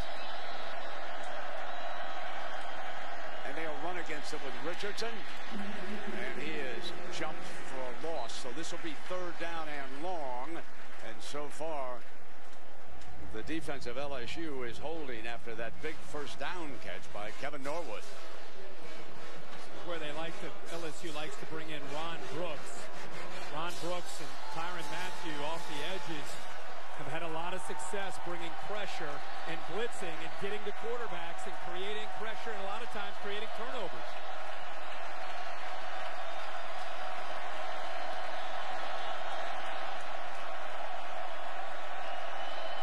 Third down and 11. Up over to Smelly, and Alabama is forced to punt. So the pressure was coming that time from Simon off the left side. Simon was coming in on McCarron. McCarron read it, saw him coming, hit Smelly there, but they're going to have to punt the ball. LSU defense gets to stop, gets the ball back to LSU. You start to think about this. If you're an LSU fan watching at home, Jordan Jefferson is in a funk so far in this game. Do they start to think about Jarrett Lee? Are they going to ride it all the way with Jordan Jefferson? Here's the first thing they're thinking about. Can the Honey Badger give him a punt return? Can he ignite this team? He's standing back on the 10. Mandel is the punter. Will they even give him a chance? Fair catch, and it hits the player. That's Kirkpatrick. Had the coverage. He was the gunner. And had he stayed on the other side of the goal line, he might have stopped it inside the 5. Honey Badger did a good job that time of signaling for the fair catch late. Kirkpatrick loses it. He was so intent on number 7, and it'll come out to the 20. I'm a satellite dish. The only reason you got me was for football. But for today's game, I'm a little... Speaking of fans, many who are not here have taken to Bourbon Street. As you see a shot of that famous street here in New Orleans from the Royal Sonesta Hotel down in the French Quarter. And for some, the party already is underway. J.C. Copeland and now Michael Ford will try it. Jordan Jefferson stays in at quarterback. And here comes the option. Here is Ford. Could not get to the edge. And that was Jarrell Harris, the linebacker. Well, Jordan Jefferson is struggling on this option. It's a big part of their offense in their first matchup. Watch how he pitches off of Harris 5. And then Harris goes out and makes the play. When you're attacking the defensive end or an outside linebacker, make him completely commit to you. There's no way you can pitch off of a man, and then he runs down the line and makes the play on the back. Completely disrupts the timing and the rhythm of the option attack. This great defense dominating first down. Spencer Ware coming in. Need a dozen to get to the first down marker. Jefferson. Interception, threw it away. A horrible mistake. Mosley's got it. Bama is in business again.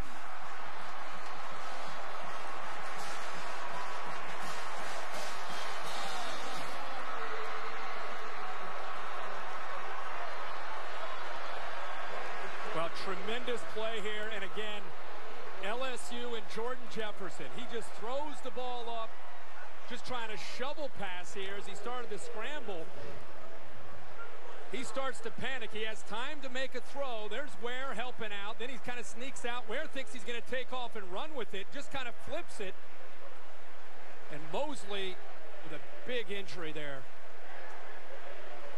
Jefferson just thought Ware would stay with him. Ware started to block. Mosley makes the play for the big interception.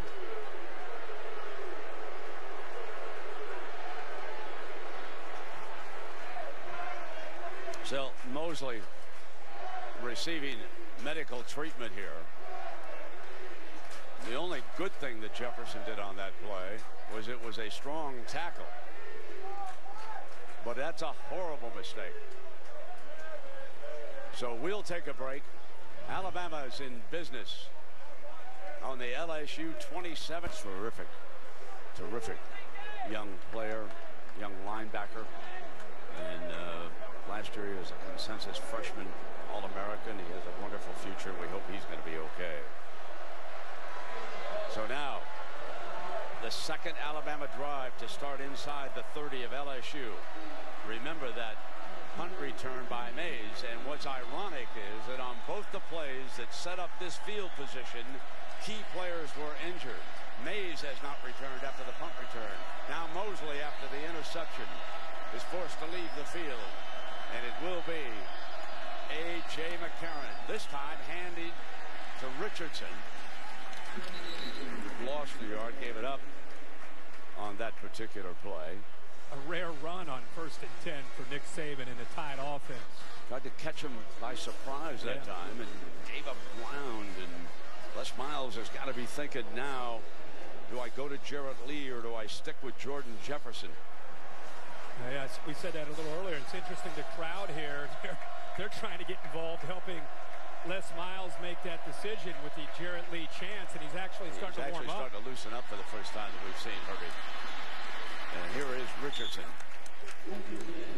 Banged out of bounds on the near side at about the 24-yard line. You start to look big picture. You got 6:18 to go in the third quarter. You're down 12.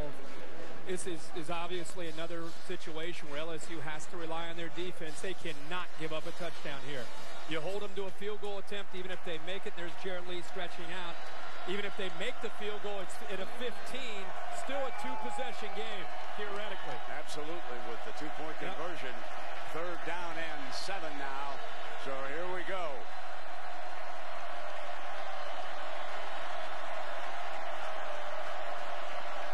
Needs to reach the 17-yard line. McCarron fires, and miscommunication, incomplete. And here comes the one-man scoring gang for this game, Mr. Shelley.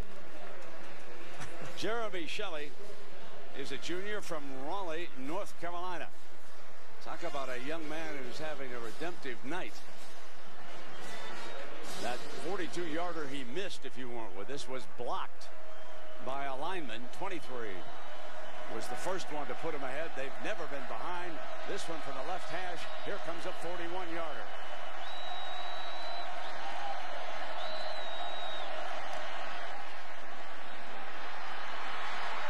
Misses to the right. Now LSU very much in the thick of things here. If they can mount any kind of an offense against the #1 defense in the country. Now he hits it good. He just pushes it to the right.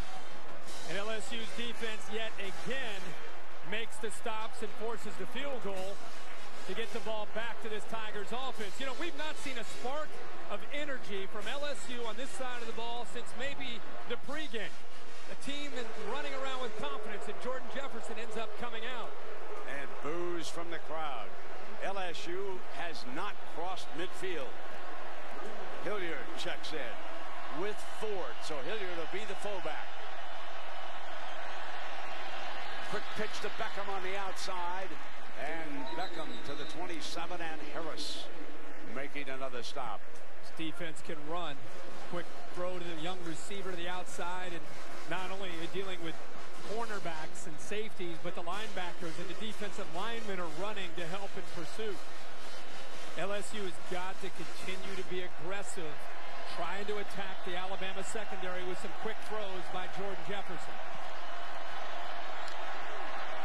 Bama shows blitz and backs out of it. Oh, Randall shook off Kirkpatrick, and then he is thrown down at the 26-yard line. They want to throw the screen on the other side, and Lester. Here's the view from our DirecTV Ultimate Picture Cam. Just a quick throw. The unfortunate thing is right now, Alabama doesn't feel threatened with the vertical passing game from Jordan Jefferson. They're squeezing down on these shorter throws. Kirkpatrick is there in a hurry. Randall was lucky he held on to the football. Now third down and 8 coming up. And LSU is 0 for 6 on third downs. 0 for 6. Where is the running back? Sacked. Can't get it off. Down at the 17-yard line. The Tide rolling. Gentry in on the quarterback.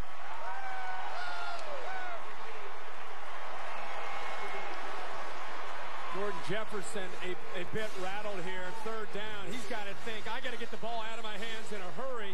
And off to his left there, he actually had a receiver breaking free if he would have been ready to get rid of the football. Kadron Boone from the left coming over to the right. If he would have thrown that ball on time, he had a chance at least to get a shot at a first down. Spencer Ware could not pick him up with the block, and Gentry just continued to power in. Now Jones is back deep for Bama. Not one of Wing's better punts. From the 38, Alley in the middle. Jones still on his feet. And he's to the 47-yard line. The freshman with some fine returns. Also picked up a personal foul penalty. And we remind you that Super Tuesday presented by KFC begins this week on ESPN. Speaking of the SEC, Georgia, Florida will be the opening game, followed by the Big Ten, Ohio State, and Illinois. Outstanding field position for the Crimson Tide. See if they can take advantage of it here. Lacey will be the running back for the Tide. 59 yards of offense tonight for LSU. 306 for Alabama.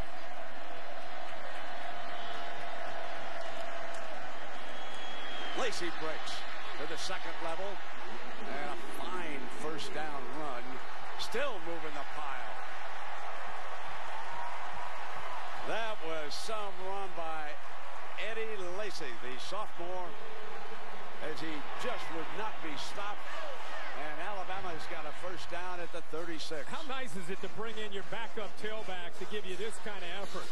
Looks like he's down, and LSU's just trying to strip the ball. And by trying to strip the ball, you're not going to make a tackle. He just keeps moving his legs and picks up that first down. Tremendous effort.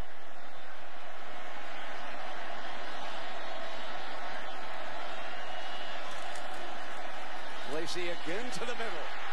And again, he's breaking to the second level. This time to the 25 for another first down. Back-to-back tremendous power runs by Lacey. You wonder if the way this game is going is starting to take an effect on the LSU defense's psyche. He breaks through that potential arm tackle by Anthony Johnson. The true freshman defensive tackle had a shot at him, but he runs right through the arm tackle. And again, maybe fatigue, mental and physical fatigue potentially setting in on LSU. Gibson flanked out to the right. Now they bring Smelly over to the left side of the formation. And they'll come again with Lacey. Can't get the corner. Going to be thrown for a loss on that play. Mingo made the stop for the Tigers. Negative yardage on first down. They were able to set the edge that time. They did not give Eddie Lacey the corner. Pushed him back to the inside where the speed of the LSU defense was able to corral him. I mean, they've been moving A.J. McCarron when he has thrown the football. A lot of bootlegs, a lot of nakeds, moving away from potential pressure from LSU. Richardson is now the Alabama running back. He's a fine receiver. Norwood has been big tonight. Play action. McCarron fires middle. to the 1-yard line. Incomplete. It's being waved off by the field judge. Field judge came quickly up. Gibson was the intended receiver. Boy, what a huge play that Eric Reed made in the first matchup between these teams. And this time, he is able to dislodge this football. And I think it comes down right towards the end, right before he gets to the ground. The impact from Reed on Gibson, he's able to separate him from that ball. Scott Gaines, the field judge for the Big 12, was right there. And Eric Reed may have been shaken up a little bit. Eric Reed made the biggest play of this football season. Now he comes up with another one, as Herbie told you. Here's your 3rd down and 10. And a timeout is called by Alabama. And A.J. McCarron's not happy about it. 30-second timeout. So we're going to take you back to the play that Herbie mentioned. Tuscaloosa on November 5th. Mays from the Wildcat fires to Williams, but it was Reed who took it away on the 1-yard line for the interception. Now, Herbie, tell everybody why he was there. It's amazing. Brandon Gibson runs the wrong route to bring him over to the play. He comes off of man-to-man coverage on Gibson. The ball thrown by Mays is fluttering, and he has time to be able to adjust back and be able to make the play of the year for the Tigers defense. And who knows about tonight? Yeah, this could end up being, again, there's Gibson involved in the play. Reed's there, able to get him away from that football. It was a big, big hit there by Eric Reed. And the Tide faces a 3rd down and 10. Richardson stays on the field. Norwood, who's been a target, will come to the slot on the right. The Honey Badger, the nickel man, is looking at Norwood. 3rd down and 10. Smelly goes to that side. In trouble. Shakes it. McCarron dives. And here comes that man, Jeremy Shelley again. So impressed with A.J. McCarron. And this year is a first-year starter taking over for Greg McElroy. You waited for the moment that he might have. Look at this effort here, where he might just grow up and this team starts to become his. Tonight, this is the first time I've watched him play all year where he just seems to be able to come up with answers. And this may not seem like a huge play, but the fact he was able to scramble up there and get a few yards gives him, again, a chance here for another field goal attempt. So here is a 45-yarder. It has been a little bit out of his comfort zone at times. I'm going to officially say it's a 44-yarder. McCarron puts it down for him, and he bangs on it. Got it! A 44-yarder for Jeremy Shelley. That's a career long. A career long. Puts Bama up 15-0. And now the heat is really on LSU. Talk about how when you're a kicker, I think it has so much to do with your mindset and your confidence.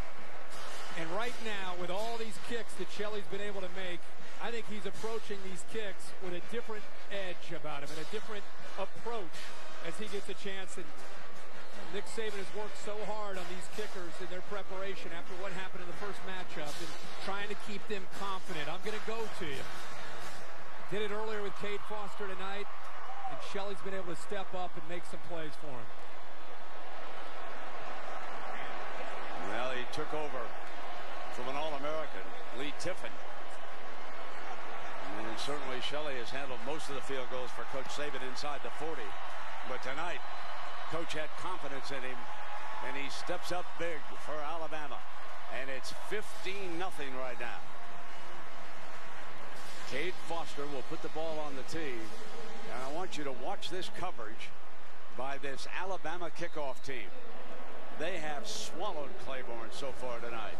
He's back there with Ron Brooks. This is a well-coached football team from Tuscaloosa.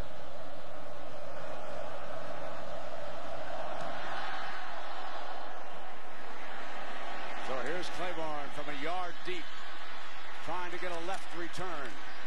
Nothing doing. Down at the 21-yard line, Sunseri, who's a devil coming down from right 3, was right there. This, ladies and gentlemen, has been the year of the field goal kicker. So many missed opportunities. Bama missed 4 in that first game when they lost. Boise State might have played for a national championship. Or Oklahoma State. How about Oregon's miss? Then Stanford the other night in the Tostitos Fiesta Bowl. And Virginia Tech missing 1 right here in the Allstate Sugar Bowl. Kenny Hilliard will try it with Ware. Still no change at quarterback, even though the Baton Rouge natives are growing restless. Fires low, and it is complete to the 29-yard line. D'Angelo Peterson's first catch of the night. Let's check it down below with Tom Rinaldi. Tom. Well, Brent, after that field goal was successfully made, A.J. McCarron, the quarterback, and the holder on their field goals limped off the field. He's being treated medically. His right leg being rubbed down right now. We'll have to keep an eye on that as we head into the fourth quarter. Yeah, he's telling everybody that he's all right there, Tom, on the bench, but we will. Nick Saban went right up to him as he came off. 1 quarter left for Jordan Jefferson. The sands of time running out in New Orleans. For Perp Street, Tom Rinaldi and Aaron Andrews, I'm Brent Musburger. Another field goal battle, but this time Alabama has all 5 of them. LSU can't get across midfield, being stoned by this Alabama defense, which has yielded only 8.8 points a game, best of the decade, and they're closing in on another one. Helmets come flying against this defense. Herbie, it's amazing. Alabama leads in total defense, rush defense, pass efficiency D, third down defense. It is incredible when you watch these players. Yeah, 2 years ago, they had an outstanding defense led by Rolando McClain. Last year, they had a lot of talent, but they were young. Nick Saban this year using the experience. You could see the year. All you have to know is their defense allowed 9 touchdowns on the season. I think Clemson gave up more than that in just their bowl game the other night. Third down and 1 now. Ford has checked in for LSU. They'll go to the short man and Hilliard, and it wasn't easy. The freshman lined up the big back, and LSU had been 0 of 7 on third. I don't know if I've ever, in all the years of watching LSU football, ever seen an LSU team as lifeless as this football team. Alabama has just come after them and taken, look at this, look at the attitude. You've never seen LSU look like this. Michael Ford stays in as the LSU running back. Battles his way to the 36-yard line, picking up maybe 4 yards on that first down run. Let's check in now with Aaron Andrews. Aaron? Herbie, just to add, and Brent, on your comment about LSU looking lifeless, coaches are urging them to get some sort of energy down here. Alfred Blue, the running back. Jefferson on the roll, and he's going to step out of bounds short of that first down. They have just taken everything away from LSU tonight. Alabama is not giving them a thing. No, you talk about... They're playing like the 50-yard line's the goal line. They still haven't crossed that 50-yard line either. Just incredible the way they took advantage of these 44 days. Kirby Smart, the defensive coordinator, Nick Saban. Up to this point, there's nothing that LSU can do to try to move the football. Remember the name Kirby Smart. He's going to be the next one to leave Coach Saban's staff down the road. He's a great young coach. Got to hurry with the clock coming down. Nothing doing. Copeland, the fullback. Gentry again. He's blowing up the middle of that offensive front. You know, all the names like Josh Chapman and Jesse Williams, Damian Square. But I'll tell you, a guy that's been able to make as many plays for this Alabama front is Nick Gentry, the senior. Just a grinder as a defensive lineman. Uses his leverage in his hands. And that time slipped right by the guard on a short third down attempt there by LSU. Beware the Mad Hatter. If Alabama doesn't show a good defensive front on this play, Brad Wing is fully capable of taking off. But there's a couple of linebackers back there, and they don't give it to him. So here comes Jones over and out of bounds. What a good pair of hands for a return man. It'll be Alabama ball at the 17. Nick Saban closing in on a third national championship. By DirecTV. If you call yourself a sports fan, you got to get DirecTV.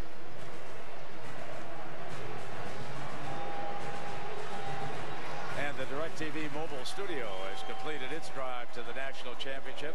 Live shots, coverage of both teams all week long. Look for it again soon on campuses across the country. DirecTV mobile studio is fired up for spring football in April. First down and 10, Trent Richardson, the running back. A.J. McCarron, hands, and the Saban gang goes to work on the clock. Well, A.J. McCarron tonight has done a lot of things under center as a quarterback, but tonight, let's take a look at tonight's good hands play brought to you by Allstate, and it's him as a holder. I mean, he's had 5 different occasions where he's out there trying to make sure kickers are so finicky. Jeremy Shelley wants that perfect hold, and he's been able to provide that for him. So McCarron getting it done on special teams as a holder, and obviously leading this team as a quarterback. Second and 8.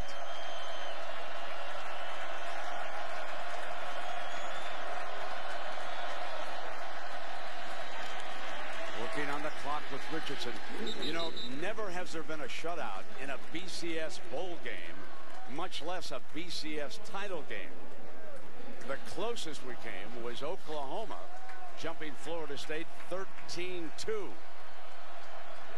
And Miami did defeat Nebraska in a national title game back in '92. They have not let the Tigers across midfield here tonight. This is one of the great defensive performances of all time. 7 quarters these two teams have battled this year. Not a single touchdown yet. Down goes McCarron. Minter all over him at the 10-yard line. LSU brought pressure, and it frees up Minter. See the outside, both the outside linebackers came. Richardson was occupied because of pressure. Barrow also came, but Minter's the one who gets home. And this is where LSU typically can make something happen. That time they didn't get the fumble. Let's see if Matthew can give him a big return. They got a shot to cross midfield on this part. Matthew is standing back on the LSU 43. Cody Mandel, the sophomore, kicks it over to the left side. Takes an Alabama bounce. Honey Badger picks it up dangerously.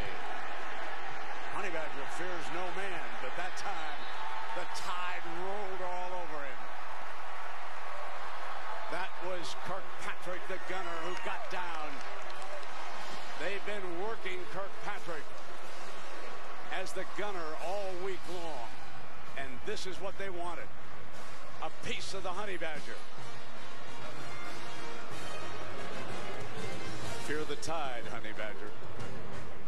State. Play the Allstate Championship Challenge at allstatechallenge.com. Taco Bell. Think outside the bun. Nissan. Proud partner of the Heisman Trophy. And Vizio. Delivering entertainment freedom for all. That's the Voodoo Spiritual Temple, established in 1990 by Priestess Miriam. If they've got any good vibrations for this LSU offense, which has gone no further than the 47. Richardson over there on the Alabama sideline right now. Spencer Ware is the running back. And here comes Ware. He bangs to the 40, so they're within 10 yards of midfield. Trying to get there. You know, a lot of people look at this LSU offense. They haven't been to midfield. You think, why not make a quarterback change? Why isn't Jarrett Lee in there to try to give him a spark? Well, Jarrett Lee's had his chances in his career. Couple starts against Alabama. Look at those last 2 numbers. 1 touchdown and 7 interceptions. That might have a lot to do with why he's still on the sideline, and they're counting on Jordan Jefferson. Only 9:15 remaining. Jefferson. No first down. It'll be 3rd down. Fairly manageable this time as the Priest comes up. I mean, not only are the ones making tackles, Mosley, of course, is out, but now the 2s and the 3s are chipping in for Coach Nick Saban. What a fabulous job he has done along with Kirby Smart. When we went to practice, Herbie, Saban never took his eye off the defense. Never even looked at one snap offensively. Left it up to McElwain. Stampley in now is the fullback, and here comes Hilliard. Here comes Power, looking for that first down, looking for anything good to happen. Toss play. Hilliard, freshman, busts through, keeps going. Can he get the 50? Thrown just short of it. My goodness, give me something to get excited about. I promise some touchdowns tonight. Look at this, more field goal. Well, 3rd and short, it's just a battle in the trenches there. Power play, follows Williford around there to pick up the first down. They go with their power back. Kenny Hilliard's able to give them the first down, but that's not going to get them on the board. They need touchdowns. They got to get the ball downfield.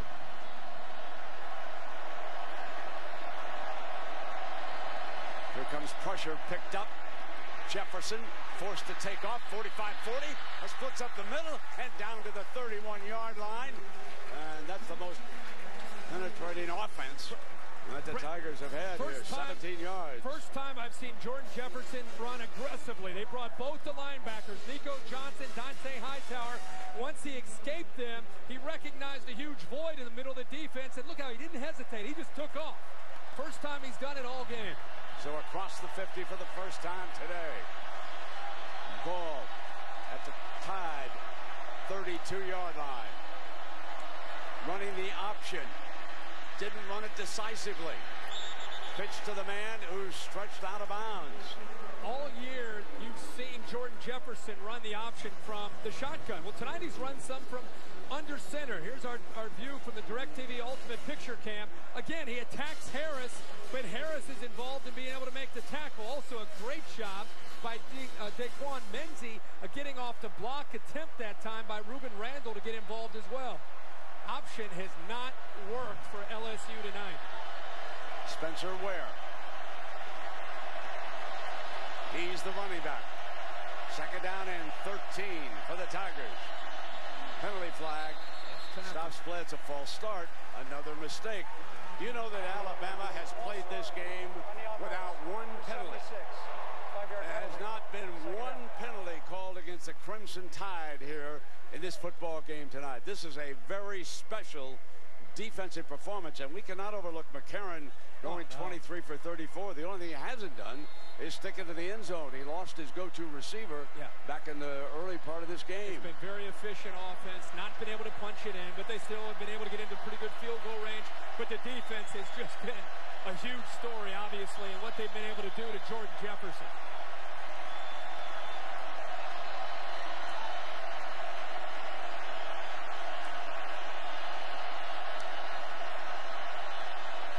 Jefferson back. Incomplete.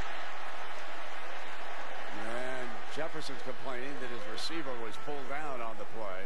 Well, Brent, it was a tremendous effort actually by Nick Gentry, the backup nose guard who was in there. Watch him get around the block. He gets a hand there on Spencer Ware. Spencer Ware behind the line of scrimmage there, trying to set up the screen, and Gentry sniffs it out there. 3rd down from the 40-yard line. There obviously had to be an offensive player, or we'd have had intentional grounding called. So on 3rd down, Jefferson wings it deep, incomplete. Pressure was coming again. Young Sinceri was on the field, and the pass was to Jarvis Landry, the freshman. Sinceri off the left edge, a true freshman. He's playing high school football last year as a linebacker. He gets the pressure on Jordan Jefferson. If he would have had a little bit more time, he had his own true freshman, Jarvis Landry, one-on-one against Menzie, and he had a step on him. Just didn't have enough time to make the accurate throw. Sinceri's brother, the quarterback at Pittsburgh. 4th down. 4th down and going. That could be a fumble. Hightower got in on him. Dante Hightower ripped it loose. That's a fumble. Turn it over. Look at the Tide. Celebrating now. 6-15, up 15, dominating with this defense.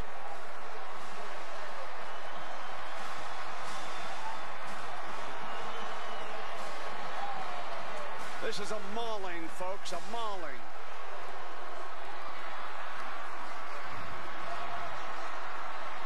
Number 30, one of the great linebackers. He'll play a long time in the National Football League. Rips it loose.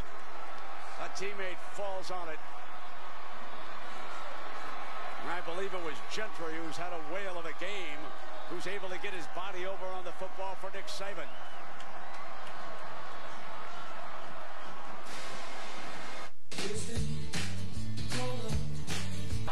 We welcome you back to the 2012 Allstate BCS National Championship. Alabama closing in on the first shutout in any BCS bowl, including the championship game. And the young man, Gentry, fell on that fumble. There's Dante Hightower. He was a lot finalist this year. Simply one of the great all-around football players on this Alabama team, and a gentleman off. First down and 10. Richardson on a bit of a delay. Brent, I know you can appreciate this. Dante Hightower plays the middle linebacker, but on third down situations, they'll move him to defensive end. Now, what he does here to Alex Hurst is, instead of coming out wide, he actually fights him to the inside. I think he catches the right tackle by surprise with his suddenness and how quick he moved to the inside. And then look how he keeps, after he knocks the ball away, he fights to keep Jordan Jefferson away from the football to give Gentry enough time to pounce on the football for the turnover.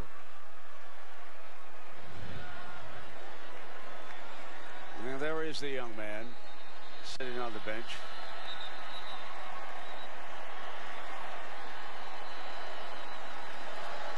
Very versatile defensive end.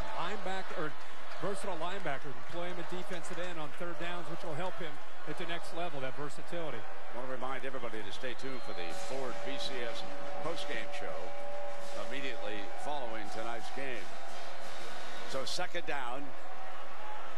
Alabama working on the clock now, leading by 15 points.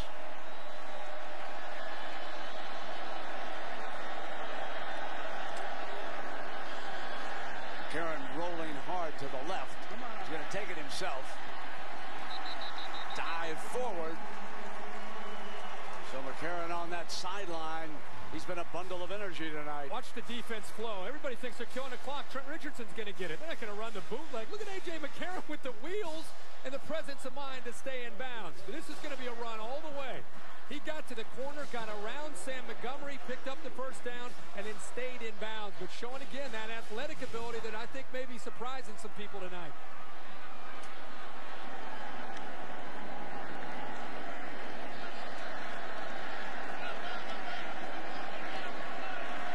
So A.J. McCarron, only a sophomore. Now they come back with the Doak Walker Award winner, and he stays in bounds too. So well coached. Eric Reed making the stop, and the youngsters who have stepped up big.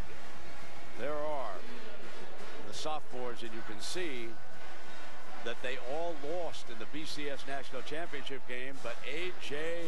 McCarron can break that streak. He can become the first sophomore and freshman to win the BCS Championship. He is within 5 minutes.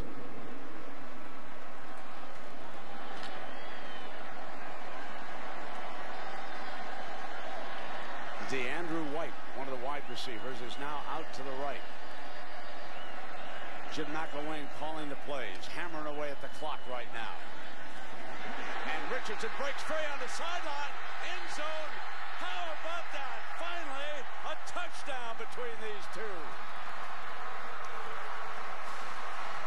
The 8th quarter of warfare between Alabama and LSU. And Bama scores on a 34-yard touchdown run by the Doak Walker Award winner, Trent Richardson, who broke a lot of Emmett Smith's records back in Pensacola, Florida, and he surely will head for the National Football League next season. Probably will be the first running back drafted.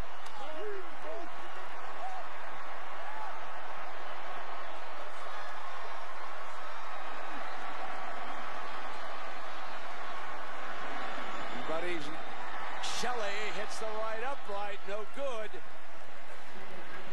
We had had to have a missed extra point, right, with a touchdown. We had to have something. Look at this. Somebody's going to see the score tomorrow and think, oh, there are 3 touchdowns scored. How about that? There is Ingram. Of course, Richardson backed him up for a couple of years on Ingram's way to a Heisman Trophy. Well, the left side of the offensive line just blew LSU off the ball, sealed the edge, and number 3 finally gets to the outside with some running room. Bang! I'm a streaker.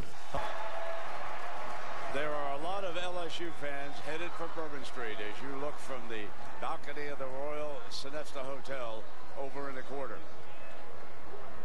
There are all kinds of empty seats. They do not want to see the awarding of the trophy to one of their arch rivals.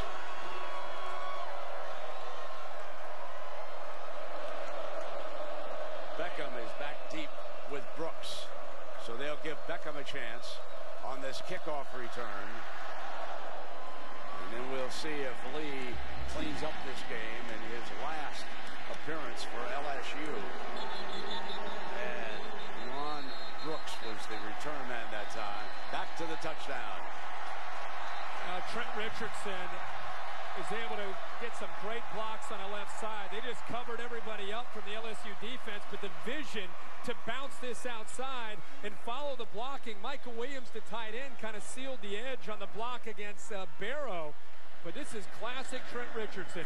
Feel it, bounce it, get to the outside, and then he's got the speed to be able to take it into the end zone. Alfred Blue will be Jordan Jefferson's running back. So it will be Jefferson who will take it home here for LSU. Down by 3 touchdowns. And it'll be 2nd down and 10. You know, Alabama is known for how they pressure, how they blitz you. They've done some blitzing on 3rd down. But for the most part, Brent, it's just been the front 4 from Alabama just getting pressure and beating LSU's offensive linemen up. Let's take you back to Pasadena 2 years ago. Marcel Darius drove Colt McCoy out of the game with an injury in the first quarter. Bama won the national championship.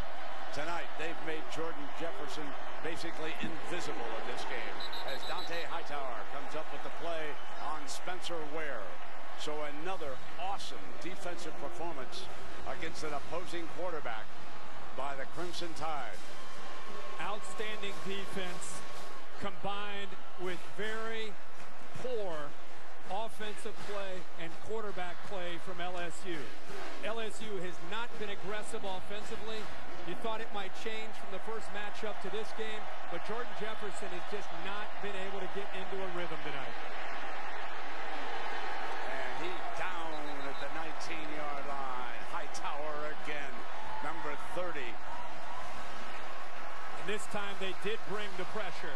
This time they get him to 3rd down and long, and they decide to dial it up and put the heat on him, which is what they're known for.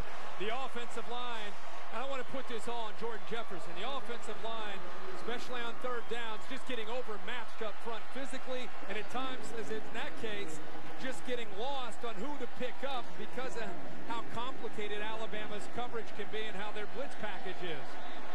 Now watch out, Christian Jones would like to turn it loose here on Brad Wing. Penalty flag. You saw the movement on that side.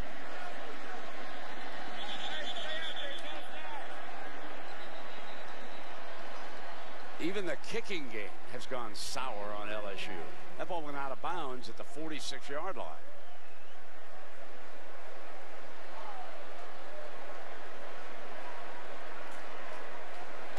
Offside on the defense, number 91.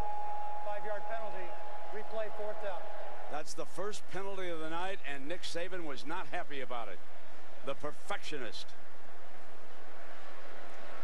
Leading 21-0, 2:58. Had the ball near the middle of the field. Could have perhaps crushed the clock. And instead, they've got to do it again and give Wing a second chance. 24/7 football coach.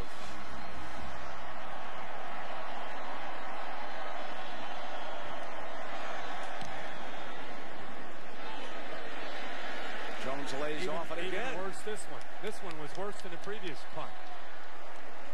Close to midfield.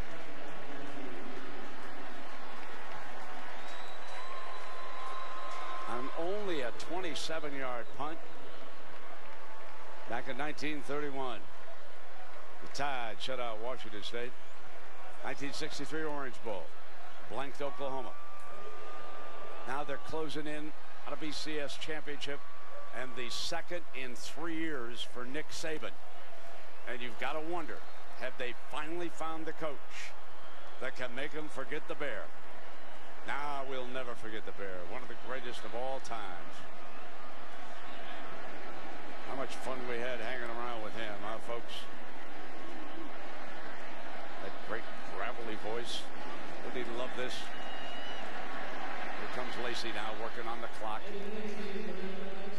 Eric Reed makes the stop. You know, Alabama will be without an offensive coordinator as soon as this game ends. That's right, Jim McElwain will head to Fort Collins. He'll be the next coach at Colorado State.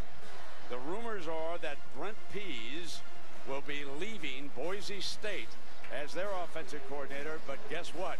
There's a tug of war between Florida and Alabama for Pease's services. Brent Pease was once the offensive coordinator at Montana. He also knows Saban from his days as a backup quarterback with the Houston Oilers when Nick was an assistant on that staff. My agent on line 2 on that one for Brent Pease. That's a pretty good tug of war to be involved in. Oh, isn't that the truth? As he off here, Herbie. And it will be third down. They got the clock down to the final 2 minutes, and it just seems inevitable now. And you know, we've got a couple of minutes. And I want to say something to all the fans in Tuscaloosa. You suffered a great deal back in April. That tornado ripped through. There were deaths, great destruction. This football team came together, helped a lot of people in that town. And I dare say this is for you. This one on behalf of Saban and the players is going to be for the great folks in Tuscaloosa. Hand off to Lacey. Clock continues to run. What a night. Not a single turnover. Only one penalty. That came on a punt here tonight. They have completely dominated this game. They have held LSU to under 100 yards of offense. They have 381. And what is it about Alabama for the 3rd straight year? That trophy is going back. Twice with the Tide, and of course last year with Auburn. Amazing. It's amazing to think about the legend of Nick Saban and how it just continues to grow after the championship 2 years ago. What this defense was able to do tonight to lead them to yet another national championship for the Crimson Tide. So on 4th down. Remember last time in the championship, they hit him over the head when they tried to get the water. Let's see if he told them, be careful this time, fellas. Alabama gets a second chance and makes the most of it. They win the BCS championship behind Coach Nick Saban and quarterback A.J. McCarron.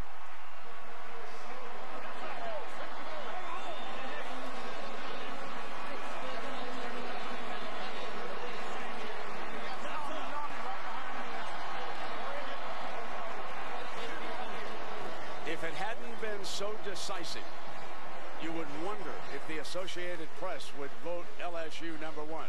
But after what they've seen here tonight, there is no way that anybody can vote a team better than what we looked at with the Crimson Tide. Look at Nick down there with the middle of them. He enjoys the bat this year. 2 years ago, he tried to keep him off the bat. Look at that rascal.